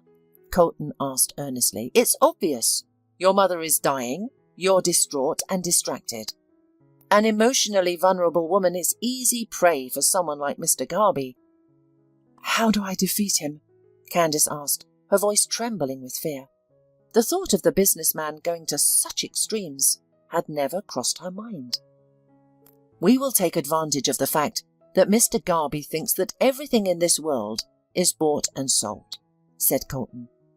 Candace did not understand what her assistant was up to, but after she heard his plan, she finally did. She was reassured that she had made the right choice in trusting the humble plumber. That day, later, Candace arranged another meeting with Dr. Elmido, and he noted that the timing was perfect because Mr. Garby planned to visit him that evening. "That's very good," Candace said, clearly pleased. "Tonight, we'll handle him.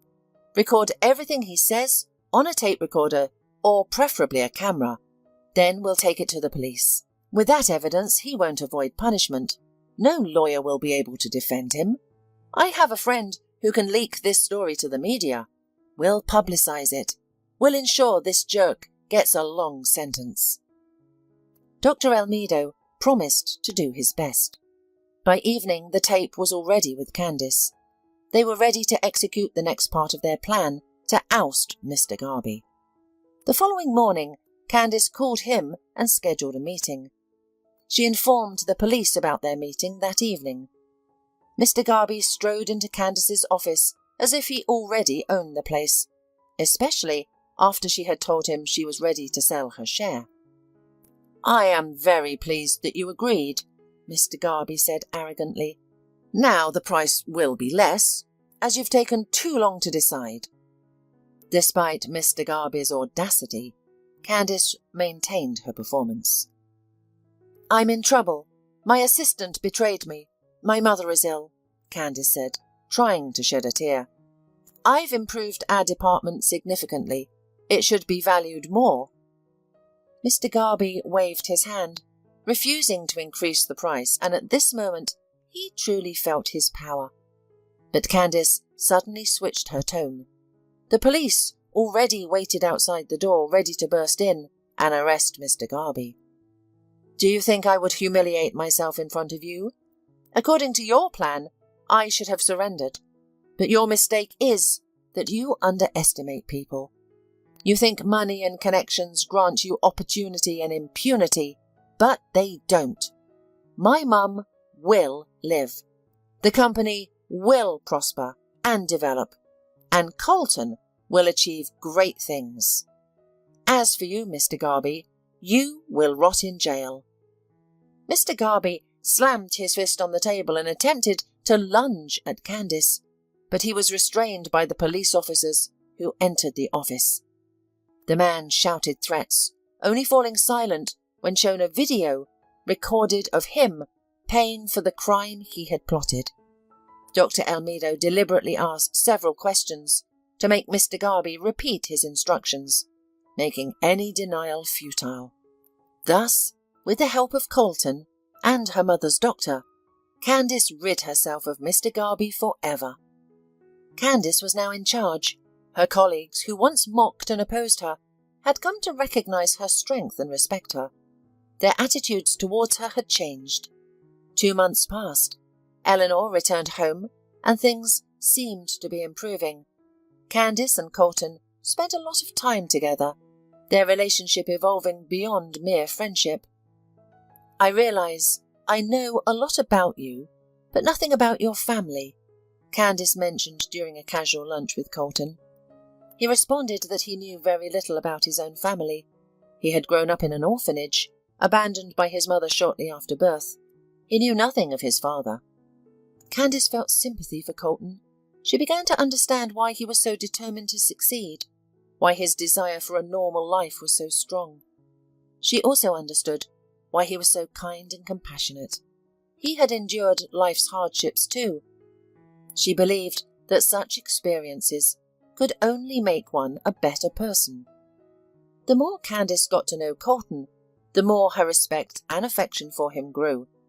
Colton, however, had loved her for a long time, but lacked the courage to express his feelings, believing her to be from an entirely different circle. If not for Mandy, they might never have confessed their feelings. She had noticed their mutual gazes and was tired of seeing them waste time out of fear. The sly secretary orchestrated a situation where Colton and Candice would be stuck in an elevator together, even bribing the elevator operator to make it happen. "I'm sorry, but you'll have to stay here for another 2 hours," the operator falsely claimed. Both Candice and Colton insisted they be let out, but the man maintained that he had left his tools in the storeroom and they would have to wait for assistance. It was in the elevator where their first kiss occurred. Mandy, watching the event unfold through the elevator camera, was overjoyed. "Let them out now," she cheerfully told the elevator operator. "You're doing something ridiculous," the employee responded, waving his hand dismissively, but obeyed her request. "I only helped those two. They would have been walking around each other for a couple more years," said Mandy smugly. She was accurate in noticing Candice and Colton's shyness. Even after sharing their first kiss, they felt awkward and unsure about how to interact after that. 6 months later, Colton proposed to Candice in a beautiful setting. They began with a boat ride on a scenic lake, followed by Colton serenading Candice with a love song on his guitar. The song ended with his proposal, which Candice couldn't resist. On their wedding day, Colton, in his heartfelt speech, expressed gratitude to Candice for transforming his life. However, Candice had another surprise for her husband. Knowing his desire to earn a diploma, she had managed to get him reinstated at the university. He only had to complete his final thesis to earn his degree. That's how young people, following losses and betrayals, found each other and decided to continue together, bound by love and respect. The early spring morning was surprisingly warm. A carpet of purple, yellow and still green leaves rustled pleasantly underfoot. The air was filled with freshness and vigour, that youthful energy of a serene time when love seems eternal, happiness feels possible, and everyone appears kind and cordial. Faye viewed the world with wide-open, enthusiastic eyes. Naively, she believed in a prosperous future, and was certain she'd meet her Prince Charming. He didn't need to be fabulously rich. She'd be content with a handsome, intelligent, decent and loving man. Is such a combination even possible in one person? She mused, laughing at her own thoughts. Her mother often said Faye's head was still a jumble of ideas and concepts, but Rome wasn't built in a day. She'd figure it out. She was taking things slow, unconcerned if others thought her old-fashioned. She'd had no intention of pretending to be more worldly than she was. "Love me as I am, backward and all," she'd say. Her family's financial struggles? No matter. Now that she was working, she'd contribute to the family's coffers. Perhaps her parents would feel some relief. After all, hadn't they raised their daughter well? They affectionately called their Faye their walking optimism, and she embraced the title. If only everyone approached life with such enthusiasm. The pretty, grey-eyed girl hurried to the laboratory, a job she'd landed through a stroke of luck. She'd spotted the vacancy announcement on the faculty notice board. She was the first to read it, and without delay, she immediately dialed the contact number. At the interview, she answered the HR officer's questions with confidence. "I'm graduating this year with honours. My specialisation is quality control of food products. I've interned at our city's famous bakery, as well as at private breweries and meat shops. I'm well versed in all standard methods, according to current technical regulations." The meeting with her potential employer went smoothly. This recent graduate could scarcely believe she had secured a position in the hallowed halls of regulatory bodies. Her fellow students were green with envy. No one expected teacher's pet Faye to land such a plum job. The department operated with utmost professionalism. Inspectors conducted site visits to food enterprises, while the laboratory meticulously analysed samples, determining their chemical composition. Faye marvelled at discoveries like soy traces in sausages, or lack of milk protein in sour cream. The lab head often quipped, "In our country, even with all those regulations, you'll find a clever businessman in the field who can make soup from oil, or wieners out of thin air. Some get fined. Others have already invented and implemented their own technologies. You know, our supervisory department for the food industry and catering will never be without work." While some find work routine and tedious, Faye thrived amidst the test tubes. She'd arrive at the lab before anyone else, don her white coat, and eagerly check the log of samples for analysis. She was elated to prove that chemistry wasn't just a burdensome science of complex formulas, but a versatile tool serving various masters. Faye examined a colourful bottle of apple juice, smiling to herself. "Time to expose another manufacturer deceiving customers," she thought. "I've tasted this. I bet they used cheap apples and masked it with additives." She pipetted a few millilitres of juice onto a cotton swab, then onto the refractor prism. Moments later, her triumphant voice rang out. "I knew it! It's a full percentage point below the standard for soluble solids. The label claims it's pure juice, which should be 10%. This fool's seriously short. Looks like another factory mix-up." The senior chemist smiled, thinking, "This girl's on fire. Most young people are busy clubbing or glued to their smartphones, but her? She's got an old push-button phone. She prefers to think for herself rather than watch endless videos. She's still finding her feet, but there's something special about her. If she keeps this up, she'll climb the career ladder in no time. Anyone can be a professional, but she's both smart and kind-hearted. We're lucky to have her." Aloud, she said, "Faye, would you mind helping out in the sampling room? We've got someone on sick leave, and the lab assistant is swamped."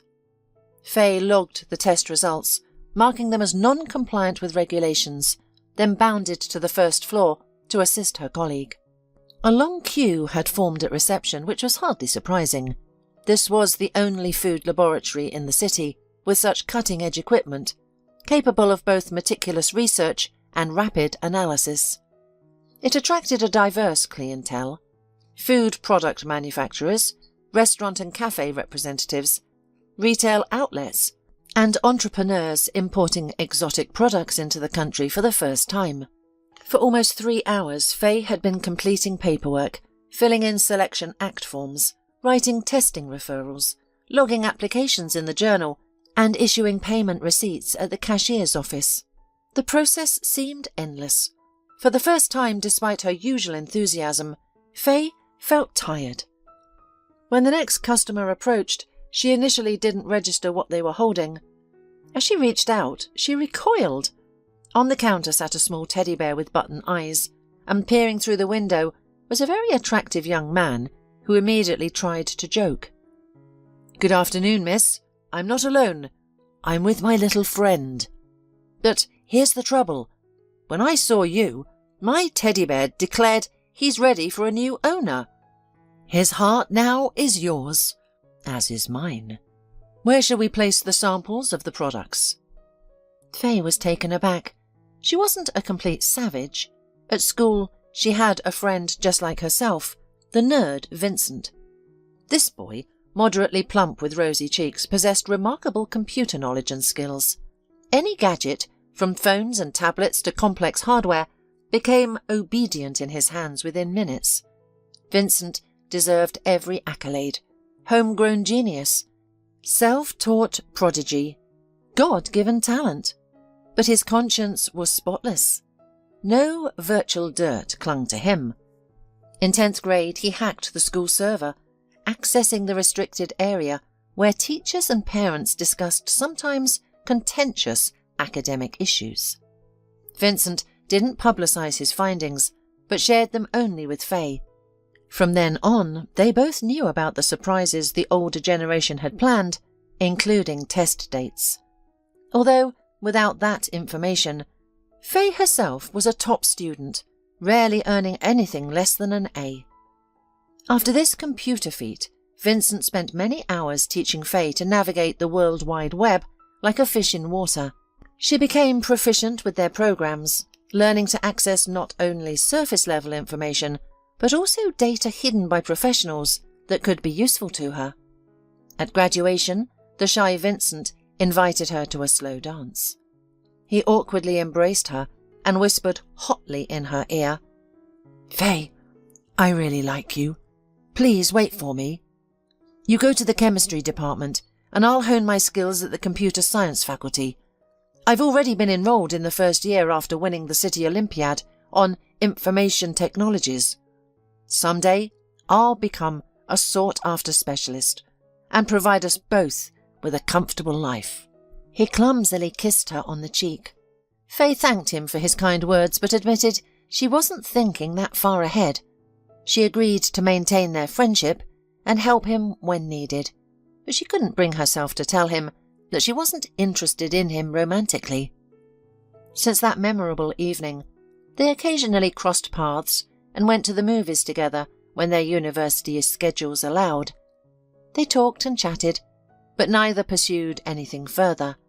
Later, Vincent graduated, was drafted into the army, and disappeared from Faye's life. Few would believe it, but Vincent was Faye's only experience socializing with the opposite sex.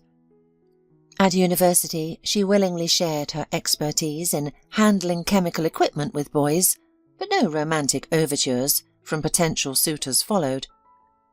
They went on dates with cute, fashionably dressed classmates, and Faye, wearing ordinary jeans and a classic sweater of universal navy blue, was associated not with a princess, but with Marie Curie.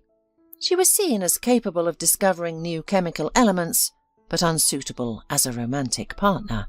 To be fair, there was some truth to this perception. Faye didn't just avoid men, she simply didn't notice them. Her heart had never once fluttered. When her mother asked, "Do you like anyone at least a little?" she invariably answered, "I haven't met anyone yet." And now, in the window of her strict reception office, appeared he, with a capital H, the prince from her fairy tale dreams. He had brown eyes, a stylish blonde hairstyle, and an irresistible smile. He wore a denim shirt unbuttoned at the neck, revealing a gold chain with a dainty cross. A beige leather jacket hugged his sturdy shoulders. As he peered in, he captured her heart in a moment. She couldn't breathe or think clearly about his question. Her cheeks flushed crimson, but the handsome applicant seemed oblivious. He moved a toy bear closer to her. He patiently began dictating information about himself and the samples. Nigel McLean, individual entrepreneur, registered in the city at such and such address. Liquor batches, wholesale. The total supply size, from 1,000 bottles. Suddenly Nigel interrupted his speech and asked, "Young lady, which liqueur would you like to try with me? Passion fruit? Mango? Orange? Or perhaps chocolate? We're planning to import large wholesale batches to our city and throughout the country. I'd love to get the opinion of such a beautiful young lady." Faye couldn't admit she'd never drunk anything but champagne on New Year's Eve. Nigel, noticing the confusion he'd caused in the mind of the laboratory sample receiver, was thoroughly enjoying himself. He knew what a terrific impression he could make on a girl inexperienced in romantic matters. He liked being the discoverer of girls' hearts, considering it his hobby, not out of malice at all. He felt like a primitive man who'd brought an unusual prey to his cave fire, a primitive woman. Snapping out of her reverie, Faye filled out all the documents for Nigel and bid him farewell. As the door closed behind him, sadness overcame her. "Such a man will never pay attention to me," she thought, clutching the teddy bear, a silent witness to their encounter. Its button eyes seemed to confirm her thoughts.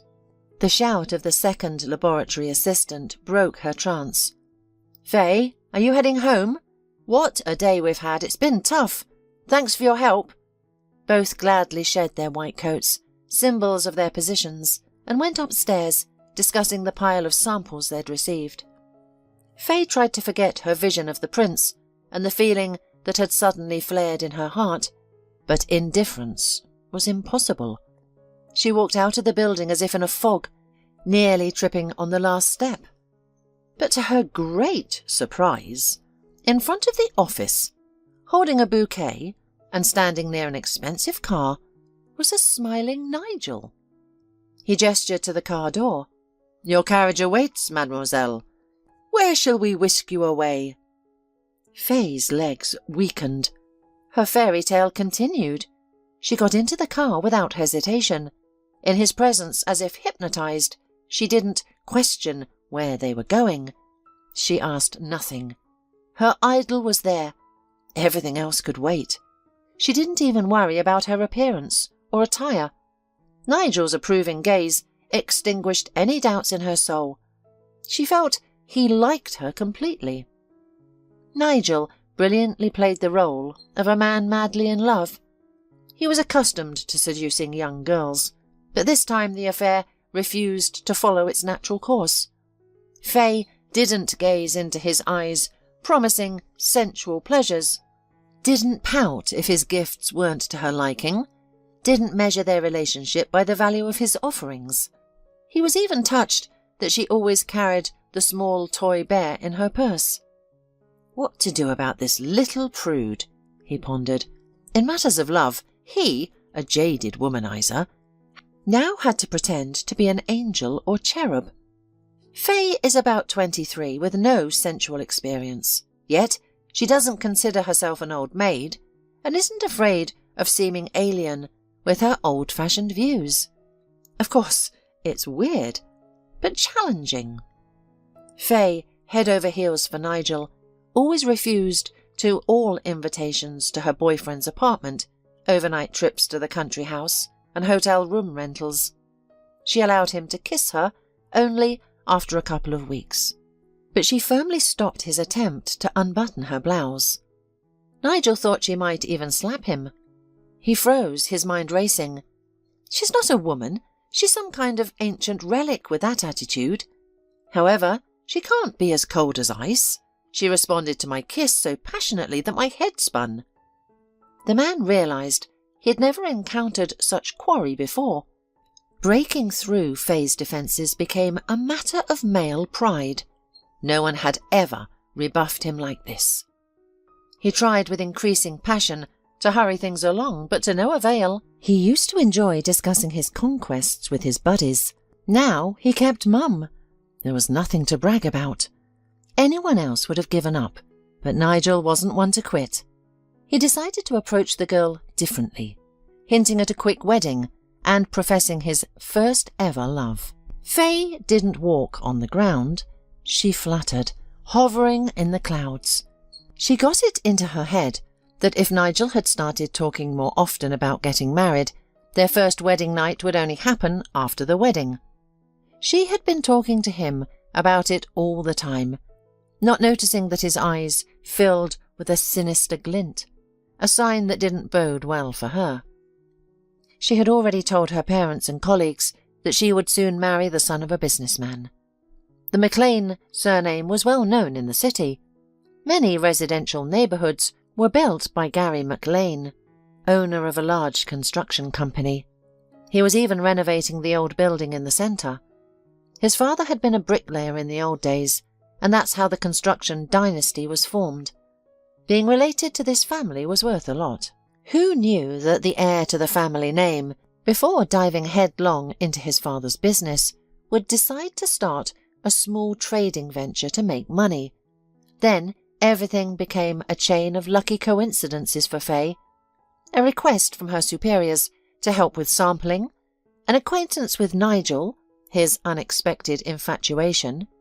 Behind the girl's back, people whispered, "She must have caught Lady Luck by the tail.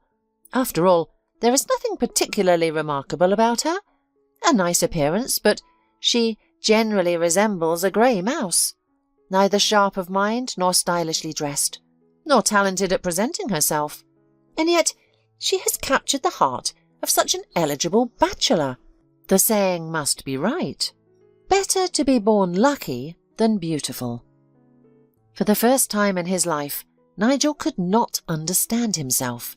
He snapped at his mother, who, upon learning of his possible marriage, she flew off the handle. "Nigel, where did you find this nobody? I thought you would find someone who could further strengthen our family's welfare. Your father's partners have so many daughters to marry off. I'm not going to force you into a marriage of convenience, but this chemist of yours, what good will she do our family?" Nigel, of course, didn't want to reveal anything to his mother. The real reasons for his sudden, urgent desire to marry would never be known to anyone, so his arguments were roughly as follows. "Don't you dare hurt my future wife with a word or gesture. I love her. I don't care about her parents' income level. You'll have to accept it. Faye and I are going to live in our own house. It's not up for discussion, Mum. All I ask is to support my desire to be happy." Carla McLean looked aristocratic to the bone, refined, stylish, possessing the very charm they say marks a true lady. All her habits were the hallmarks of good breeding. Everything in the house was top-notch, from the furniture to the accessories complementing the magnificent design. She knew how to welcome people and throw a party. Her outfits would be discussed in the city for a long time, as if an icon of style had descended from a portrait. Mrs. McLean was flawless, and then suddenly this mishap with her future daughter-in-law. The woman was frantic. "What will I tell my friends? How will I explain this blunder to the public? This scandalous news will spread like wildfire. I can't pass off this strange Faye as a housekeeper. Or can I? And what about the wedding? Is it worth giving up a feast? Perhaps it's better to send the newlyweds away on a trip, disguised as a honeymoon." Mrs. McLean decided to discuss this with her son, and unexpectedly found him in full agreement. The young man also didn't want unnecessary publicity about his hasty marriage. He told his mother a strange phrase. "As quickly as I get married, I can divorce." We may not be compatible. Let's reduce the celebration to a small gathering. You and Father, my fiancé and me, and Faye's parents." Unable to hold back a mocking grin, he added, "You'll be able to endure one evening with my new family. You have excellent upbringing, culture and intelligence. You'll manage." Mrs. McLean gritted her teeth and agreed with her son's arguments. When necessary, she really did know how to behave marvellously calm and good-natured in any company. In life, there are moments one simply has to endure. Faye met the news that lavish wedding wasn't expected with understanding. She had already discussed with her parents that they wouldn't be able to contribute financially to the wedding ceremony. Thus, this solution seemed most suitable to Faye's parents. Her parents were neither reckless spenders nor careless with money. Rather, unfortunate circumstances and a streak of bad luck forced them to live frugally. Her father was a factory engineer, the kind of man who never reached for the stars. Plus, his mother was so sickly that he never had time to devote all his knowledge and skills to work. She constantly required expensive medicines, trips to sanatoriums, and treatment in private clinics. Faye's father's salary rarely made it home, most of it spent on maintaining the health of venerable matron. On Faye's mother's side, things were even worse. Her mother was suffering from diabetes, with all the ensuing consequences: diets, medications, and constant hospital visits. Seeing more and more medicines in the house, Faye's brave grandfather found himself a young, healthy wife. All the burdens of caring for her mother fell on Faye's mum. She and her husband seemed to compete over who would spend more time there with sick mothers. But they didn't complain. The only issue was money. All they earned went down the drain. The elderly woman's pensions, as they put it, were barely enough for a pair of pants. Although Faye's mother worked as an accountant in a small private firm, she never became a successful financial manager for their family. Faye's parents were kind and simple people. They spent everything left over after covering the needs of their two perpetually ill grandmothers on Faye, not allowing themselves any excesses. "That's life," they used to say. The neighbours only shrugged their shoulders, discussing on the bench, "What odd people! They can't make repairs in the apartment for years, nor dress their daughter properly. All for her mother's dress sewn over. Money doesn't like these people." Before Nigel and Faye's wedding, there was no traditional engagement or preliminary acquaintance of the two families. Gary McLean still couldn't find spare time in his business schedule. Carla didn't recognise any old-fashioned matchmaking. Nigel gave his bride a ring with a scattering of diamonds. Let her be content with that. As for Faye's parents, they would have liked, of course, for their daughter to marry according to their concepts, honourably, with a crowded wedding and cheerful guests, beautifully. Only they weren't the ones deciding. So they submitted to the will of their daughter and future son-in-law. A chic surprise for the newlyweds was a gift from the McLeans, a river cruise through Europe. The exciting voyage was to last 2 weeks. Faye, in all her life, had only been on one trip when her father received for his daughter a free vacation from the trade union to a children's camp. Now they would visit several European capitals. They decided to schedule the marriage registration for the last Saturday of October. Nigel wouldn't agree to wait for spring, let alone summer. A few days before the registration, he arranged a stag party for his buddies. He was 1,000 times glad he hadn't scheduled the raucous party for the day before the registration and their honeymoon trip. At the party, the groom hooked up with a pretty blonde named Annette. It was quite the hot affair. They spent 2 days together at the McLean's country house. His mother always willingly turned a blind eye to her son's pranks, while his father rarely appeared in their distant mansion. Nigel told the trusting Faye a fictitious story about having to go to another city to help a friend. The bride believed him, swallowing the tale about the forgotten phone at home and a flat tire on the road. She idolized her Nigel. In 3 days, she would become his lawful wife. God, what happiness! 21 spirited wedding days. On one of the pre-wedding days, when she ran into the store for bread, she met Vincent, a former classmate and computer geek. She recognized him only by his deep blue jacket with white stripes. He had been so angry when his mother ordered this Chinese miracle on the internet and paid in advance.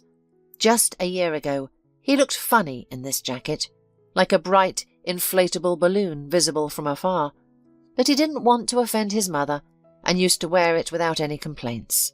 He generally didn't care much about his appearance. But in the year that Vincent had been on duty, he had changed dramatically. No trace of his former fullness remained. Now the jacket fit well on his strong shoulders. He had somehow grown, stretched out, transformed into a mass of steel muscles. He grabbed Faye in an embrace, hugged her, and murmured in a bass voice, "Tell me your news, my battle buddy." Faye blushed. "I'm so happy, Vincent. In 3 days, I'm getting married to Nigel McLean. Surely you've heard that surname in town?" Vincent's face darkened. "So, you haven't waited for me? Well, I'm happy for you. I'm leaving in the morning to return to my unit." They chatted a bit more, reminiscing about mutual acquaintances and exchanging news. Faye rushed home, while Vincent watched her thoughtfully as she left. For some reason he felt troubled. When he returned home, he sat for a long time at his computer. The story of Faye's marriage didn't sit well with him. It wasn't ordinary jealousy. Some vague memory had stirred in his soul. He decided to investigate what was troubling him so much. The marriage registration of Nigel and Faye, as agreed in advance, was held without guests, except for their parents. Carla, a key figure in the McLean family, led the process. Mr. McLean didn't ask his wife for a single unnecessary question about his son's wedding. This format of event must have been necessary for something. He had already handed over all the reins of the family and household to his wife. So far, she hadn't made a single misstep. Before the wedding, Nigel and Faye spent the whole day shopping. The man was dazzling his fiancée, spending his profits on her outfits. Faye laughed. The scene reminded her of the movie Pretty Woman, with Richard Gere and Julia Roberts. There was something similar in these boutique visits. Nigel gathered a crowd of sales consultants around him, repeating the same phrases everywhere. "Dress her from head to toe, from underwear to shoes and hats. Accessorize to match the overall style of the outfit. Keep in mind that my future wife and I are going on a river cruise in Europe in a couple of days. She should feel comfortable on the trip in terms of her wardrobe. The cost is irrelevant." After such a promising task in monetary terms, the staff of fashion stores worked tirelessly to please the wealthy client. Faye was transformed before their eyes. Stylists and makeup artists in the beauty salon added the final touch to her new image. If her skeptical colleagues saw her now, they wouldn't recognize her at first glance. The grey mouse had turned into a swan princess. Only her soul remained the same, kind, trusting, and naive. Nigel was satisfied with the result. He wouldn't be ashamed to introduce his wife to the cream of city society. Meetings with his many acquaintances were inevitable. His wife was now a sight to behold. Even Carla didn't purse her lips at the wedding registration. She gave her son a distant thumbs up and winked, saying, "Know our people and the power of money." The evening at the restaurant was a success. Carla McLean was even a little surprised that Faye's parents came to the wedding so dressed up. She certainly did not know a close friend of Faye's mother worked as a costume designer who dressed prima donnas and opera divas at the local musical theatre. The parents and newlyweds had a hearty sit-down, leaving our rules, principles, and ideas about life at the threshold. Today was the young people's holiday. Nothing else mattered. Carla and Nigel were lucky with the crowd at the restaurant. There were no familiar faces. The music was muted, even pleasant. Nigel and Faye danced a lot, and the bride's mother, watching her daughter, tried to push aside all her doubts. Perhaps that old TV series wasn't wrong in showing that the rich also cry and know how to love their children. It seemed to her that no one would offend her Faye, neither mother-in-law nor father-in-law, nor husband. The woman began to believe in fairy tales about princes on white horses. Nigel counted down the hours and minutes until the moment for which he had put everything on the line, a big cruise. He hoped to bring additional sentimental notes to their relationship. He didn't rush Faye, who was a little overwhelmed by the mass of new impressions, with the fulfillment of marital duty. They wandered around the centre of the Austrian capital, tried the famous Viennese schnitzel in one of the restaurants, and visited a small, cosy confectionery with the legendary legacy of Franz Sascha, the chocolate cake known on all continents. They admired its unrivalled flavour. The ship stayed in Vienna for 2 days. Everything here seemed magical to Faye, as if it were a toy. She returned to the ship for the night. The long day ended, and the night he had long awaited began. How disappointed Nigel was afterward. It was understandable that his wife hadn't known men before, but that was no reason to be so uptight, so malleable and obedient like a robot. He had waited months for this dubious pleasure. No fire, no initiative, no imagination. Not like the fiery Annette. At breakfast, before a new walk in Vienna, Faye said over coffee and jam-covered buns, looking into Nigel's eyes, "Darling, are we going out today, or would you prefer to stay alone with me in our cabin again?" Nigel wanted to grit his teeth. He steeled his will, smiled and replied, "Let's have lunch in the city, and by evening we'll be back on the cruise ship. It's departing soon. Next, Slovakia, Hungary, Germany, France, and the Netherlands await us. I've been to all these places before, but now I'd like to show the world to you." He couldn't even admit to himself that he had made a mistake, that his whole game with this innocent girl had turned out to be a failure. He immediately realized that he wasn't even seriously attracted to Faye. After just one night with her, he felt squeamish and detached towards his new spouse. It was strange. Faye was definitely not his woman. But how could he tell her that? She hadn't done anything wrong. She looked at him like a love-struck, naive cow. He was in trouble. His mother would be amused, sure to remind him that she had warned him that this marriage was a mistake. He should have left Faye right after the first kiss. But then he thought she'd make a great lover.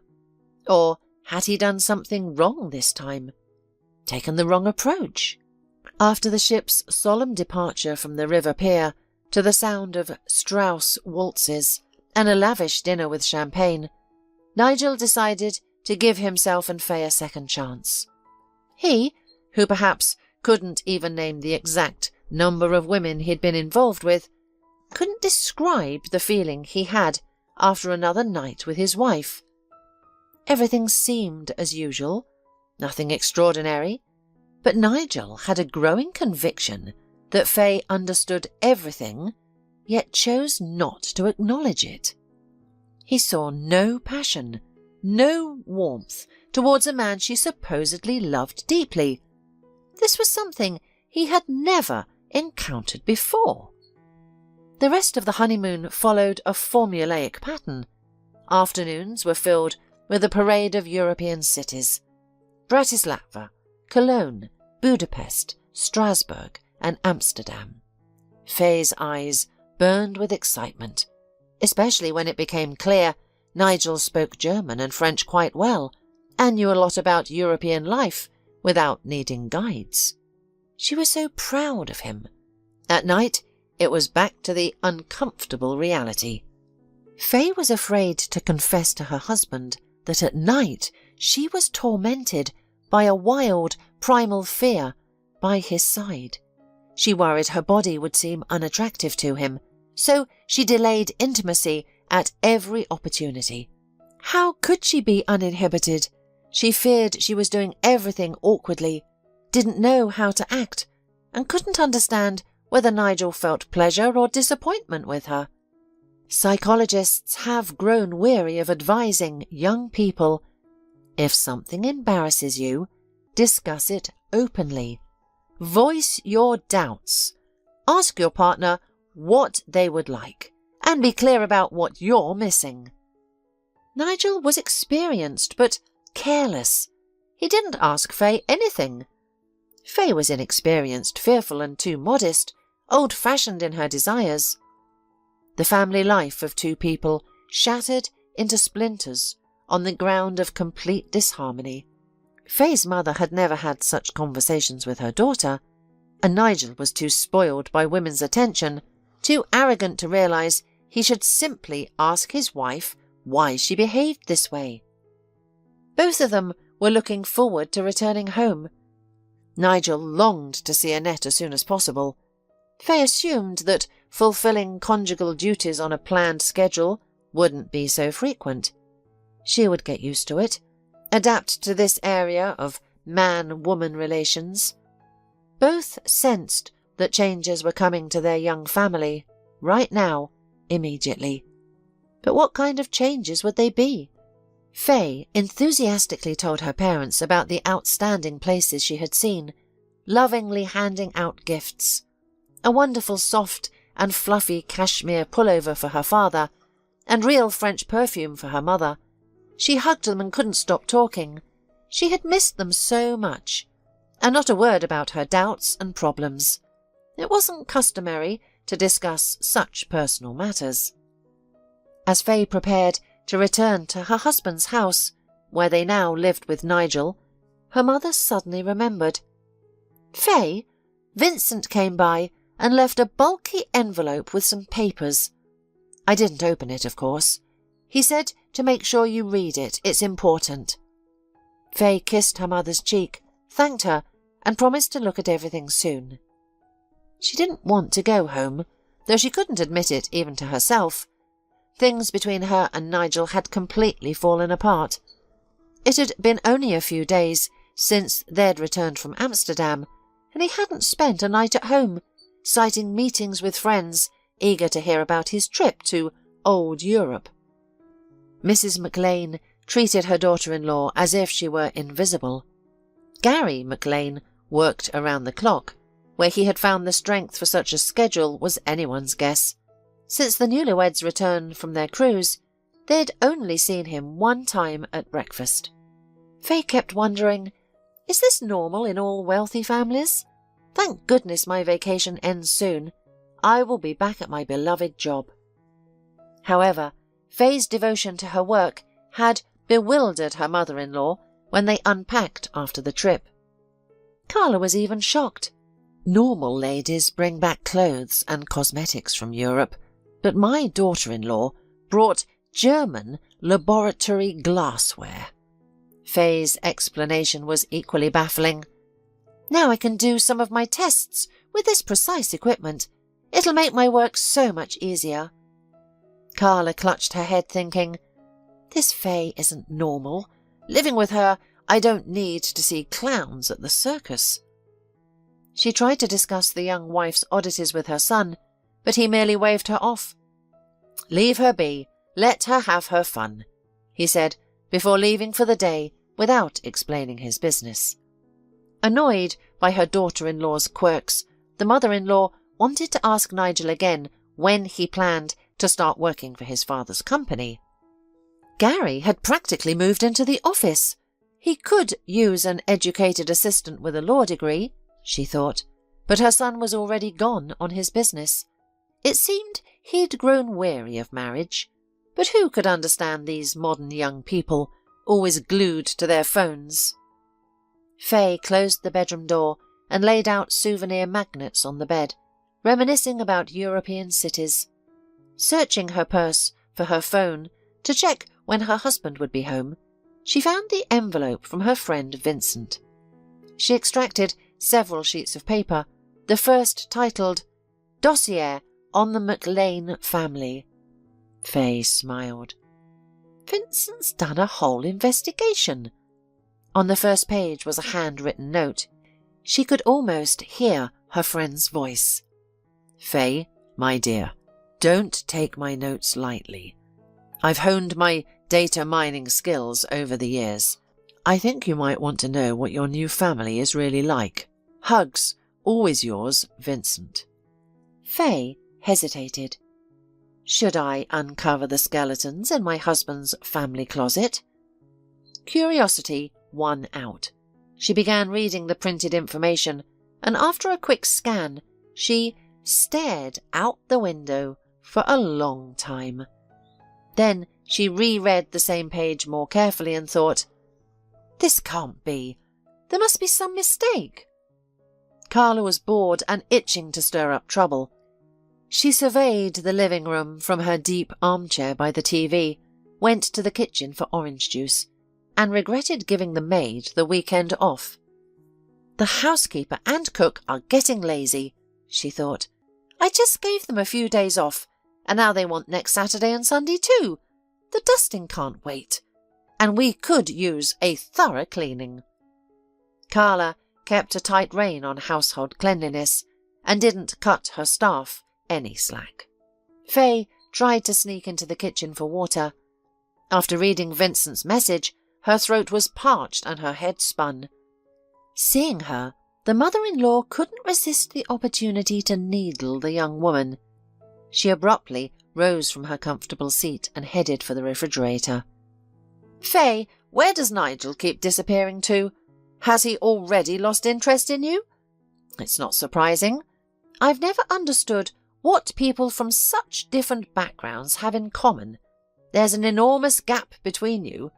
Your ability to live in a decent home, your education level, your intelligence.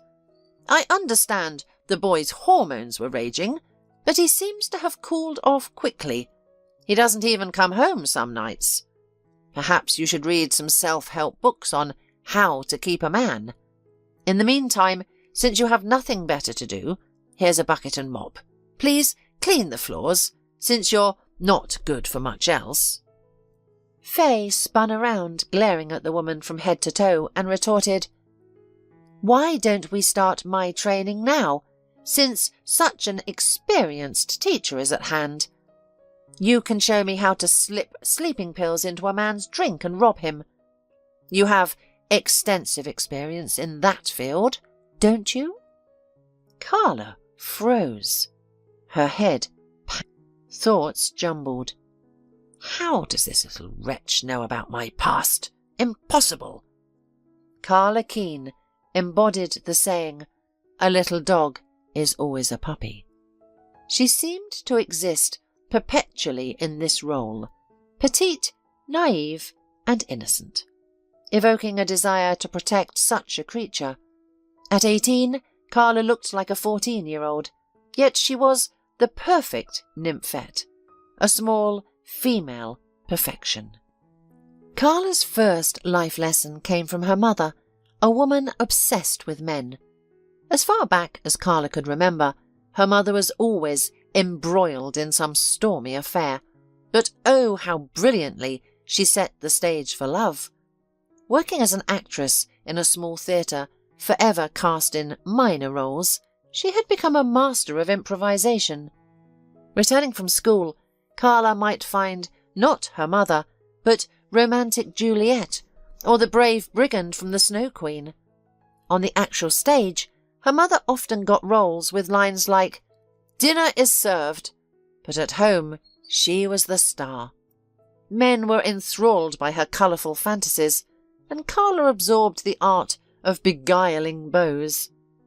"Squeeze everything out of the man that he can give," the woman used to say to her daughter, and in the matter of self-preservation, this provincial actress had no equal. Suitors crossing the threshold of their home entered a small, bustling world of just 2 rooms. Everything resembled the chambers of a palace, each piece of interior a work of art. The reason was simple. Carla's mother had golden hands. Whenever the theatre discarded any props, she would salvage them, poring over literature, transforming furniture into valuable thing, restoring and reanimating any junk. Carla absorbed this art like a sponge. She could dress for a school party as if her entire outfit had just arrived from the latest fashion collection.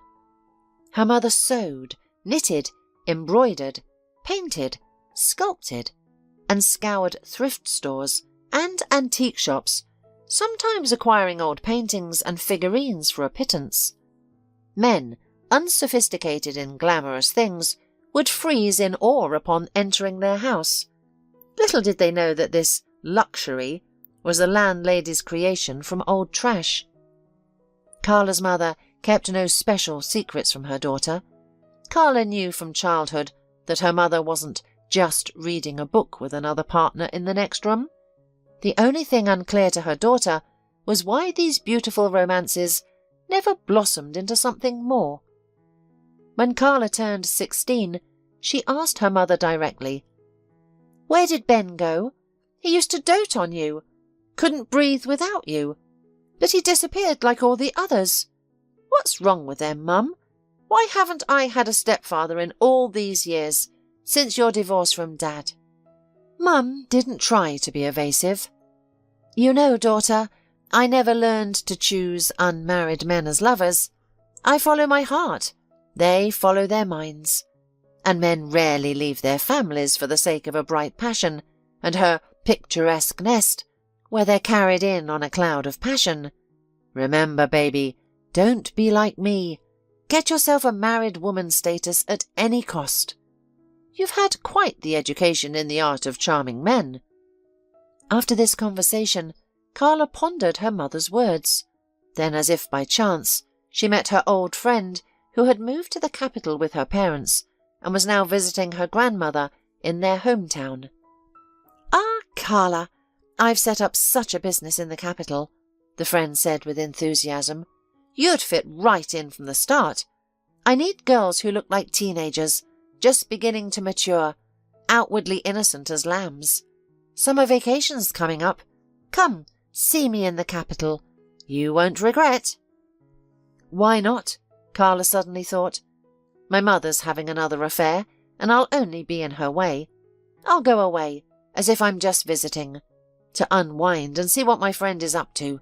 Her parents aren't rich, but she dresses like a true city girl. The capital greeted Carla with the hum of money and bustle. No one cared about anyone here. Everyone was in a hurry, running, late. Her friend settled her at her rented apartment and said, "We'll have tea at my place this evening to celebrate our reunion. For now, we're doing business. We'll take the subway, not a cab. I have several working apartments in another district. It's quieter here than in the city centre." Carla Keene, far from naive, gazed at her older friend in amazement. Marilyn was only 20, yet she spoke like a seasoned adult. Carla resolved to cling to the capital with all her might, teeth, claws, and all four paws. She'd also heed her mother's advice. She'd leave only as a married, successful woman. Later, she was even more surprised by her discovery. Marilyn managed to put such an occupation on the stream that clever crooks could envy. The scheme was simple yet ingenious. There were 3 girls on her team, such delicate creatures. Though of legal age, they all looked much younger, like teenage girls venturing into an adult bar with alcoholic drinks for the first time. The city had a sea of drinking establishments. If you changed locations, no one would find you. Marilyn's mother was a pharmacist. At home, there was often talk of trendy medicines, including sleeping pills. Over time, the girl had learned to understand them well, choosing fast-acting sleep aids that weren't dangerous to health of the victim of deception. Carla fit into the busy process perfectly. By the end of her vacation, she had already robbed 2 respectable men. Marilyn was pleased with her. She hadn't been mistaken. She'd figured her friend would be good at this. Carla seemed to have an innate talent for it, despite having no personal experience in this art. But all her childhood, she had absorbed the lessons from living alongside her loving mother, and this education had paid off. What struck Carla most about this whole affair was how the men, drugged with coffee and sleeping pills, woke up in the morning and left the apartments without scandals or confrontations. The sleeping pills worked perfectly. For these sober-in-the-morning men, the loss of cash, expensive watches and cell phones wasn't a tragedy, but they weren't prepared to report their adventures to the police. When Marilyn sent a cleaning company to the apartment to clean it, there was no trace of the men staying at home. When Carla came home a few weeks later, dressed in fancy clothes, her mother didn't even ask her where it all came from. She apparently assumed that Marilyn had pampered her. Engrossed in a hot new affair, the woman easily let her daughter go to the capital for spring vacation and for the expected admission to the college after passing the final exams. The girl was an adult. There was nothing wrong with her starting out on her own. Successful raids on the pockets of the men allowed Carla to rent a separate apartment, dress up and attend driving school to get her license. Everything went smoothly, financially, until a man from law enforcement fell into their net. Unlike the others, he didn't forget the offence after a good night's sleep. He lurked, started a stakeout, and, as they say, got on the tail of Marilyn and her friendly company, who all felt completely untouchable. They were all apprehended together at an apartment, where the whole female gang was celebrating Marilyn's birthday. They couldn't charge the girls. Everything was based only on guesses and assumptions, with no evidence found in the apartment. So, the girls' gang had to be released without consequences. Only Carla was detained. The hero of her crime novel very much wanted to punish the impudent girl. He didn't even care that the truth about him might come out. At the intense interrogations, Carla stubbornly insisted that she hadn't slipped anything to anyone, and that she had also been surprised that her new acquaintance had fallen asleep so suddenly. It was impossible to prove that Carla had spiked the man's drink. However, the girl was detained for 72 hours until the circumstances were clarified. To make matters worse, she was kept in a cell with all sorts of suspicious characters. And to Carla's great luck, that's where Gary McLean, the future head of a large company, saw this lonely, unhappy, downcast girl for the first time. He was already in his 5th year of study in the capital and was about to defend his thesis. His passport had been snatched from him in the crowded subway. While getting a temporary certificate for his lost ID, he sat in the corridor of one of the police offices. At the end of the corridor was a pre-trial detention cell. The officer had sent Carla there on principle. He wanted to pressure her psychologically by keeping her in the company of completely degraded characters. At that time, Gary McLean wasn't yet rich, but money was beginning to favour him. He also had a close friend in this department. Both were from the same city, had known each other since childhood, and had rushed to the capital together, but had taken different paths. Having asked to know everything about the girl, who immediately captured his heart, Gary never doubted for a second. He bought her freedom, sacrificing his savings. brought her to his apartment and firmly asked, "I liked you very much at first sight.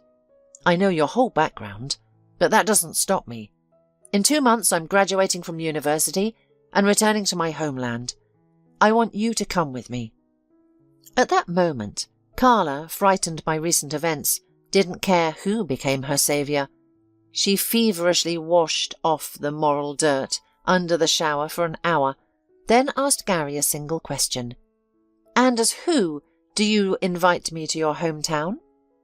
"Isn't it clear?" Gary wondered. "As a life companion, an official wife. I usually make decisions in life at once." Carla calmed down as soon as she heard the key word, wife, and that same night she and Gary became intimate. He was infinitely surprised to find that he was the first man for this pretty petite girl. This made him even more eager to marry her, and he never had any regrets. There, in his small hometown, Carla remained his faithful and devoted wife, companion, and friend. In their family, it wasn't customary to remember the incident associated with their acquaintance. Nigel was unaware of his mother's past. And now suddenly, such news. This simpleton Fay knew about the youth of the impeccable socialite Carla McLean. Something had to be done about it immediately.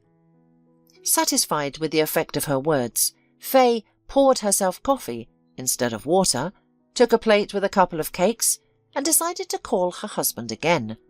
Nigel's cell phone was silent, indicating that he was out of range. Carla guessed where her son could be.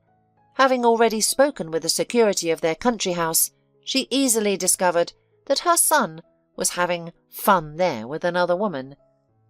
The upcoming weekend's out-of-town picnic was planned, and guests had already been invited. Carla decided to send her despised daughter-in-law to the summer house, if not to clean the house, then at least to deliver food and drinks. Fay readily agreed to this task, unaware that Carla saw it as an opportunity to kill 2 birds with 1 stone. Humiliate the rebellious girl and potentially separate her son from a wife who had never met the family's standards. Everything happened exactly as she had planned. The first thing Fay saw in the yard of the country cottage was Nigel's car. He hadn't even closed it properly. His leather jacket and a woman's purse were lying on the front seat. They had been in such a hurry that they hadn't even had time to put away their belongings. Fay knew what she was about to see inside the house, but she went in anyway. In the living room sat her Nigel, drinking wine with some girl. Fay overheard a fragment of conversation. "No strength, no spark with my wife anymore. I'm filing for divorce. Yes, I haven't told her about it yet, but honey, trust me, I only need you in my heart and house." The girl answered him. "What are you speaking about? Cook for you? Iron your shirts? What's the pleasure? I'm a free bird. Today with one falcon, tomorrow with another eagle. A cage is not my thing." The young couple, embracing one another, rushed upstairs to the bedroom. Fay made sure the chauffeur unloaded the groceries into the refrigerator, then waved her hand that she was ready to go back. She didn't take long to pack her things at her husband's house. Leaving all the gifts in the dressing room, she put on her old jeans, a light sweater and sneakers, and left without a word. On the bedside table, she left her wedding ring, the one Nigel had given her when he had proposed. Fay had never been able to become part of this house, and it was lucky, since not a queen and her prince son lived there, but only shallow people who measured everything by wealth. A day later, Fay filed for divorce herself. A week later, she returned to work with great pleasure. Strangely, she felt as if she hadn't been married at all, but had merely watched someone else's life unfold. The characters seemed familiar, and she had actively participated, but the impression remained as if she had watched a show and immediately forgotten it. Her once boundless love for the main character now seemed like a flop, a mere prank. After the divorce, she spent more and more evenings with her beloved parents. Yes, they weren't rich, but they were kind and warm-hearted. They would never betray or abandon her. The young woman realized she wanted to write a letter to her friend Vincent, to thank him for opening her eyes to the McLean family, to find out how he was doing in the army and whether his term of service would soon end. Somehow she knew that she and Vincent would meet upon his return and talk, as in the old days, about everything under the sun. But it would be an entirely different story. A story about how feelings, not money, ruled the world.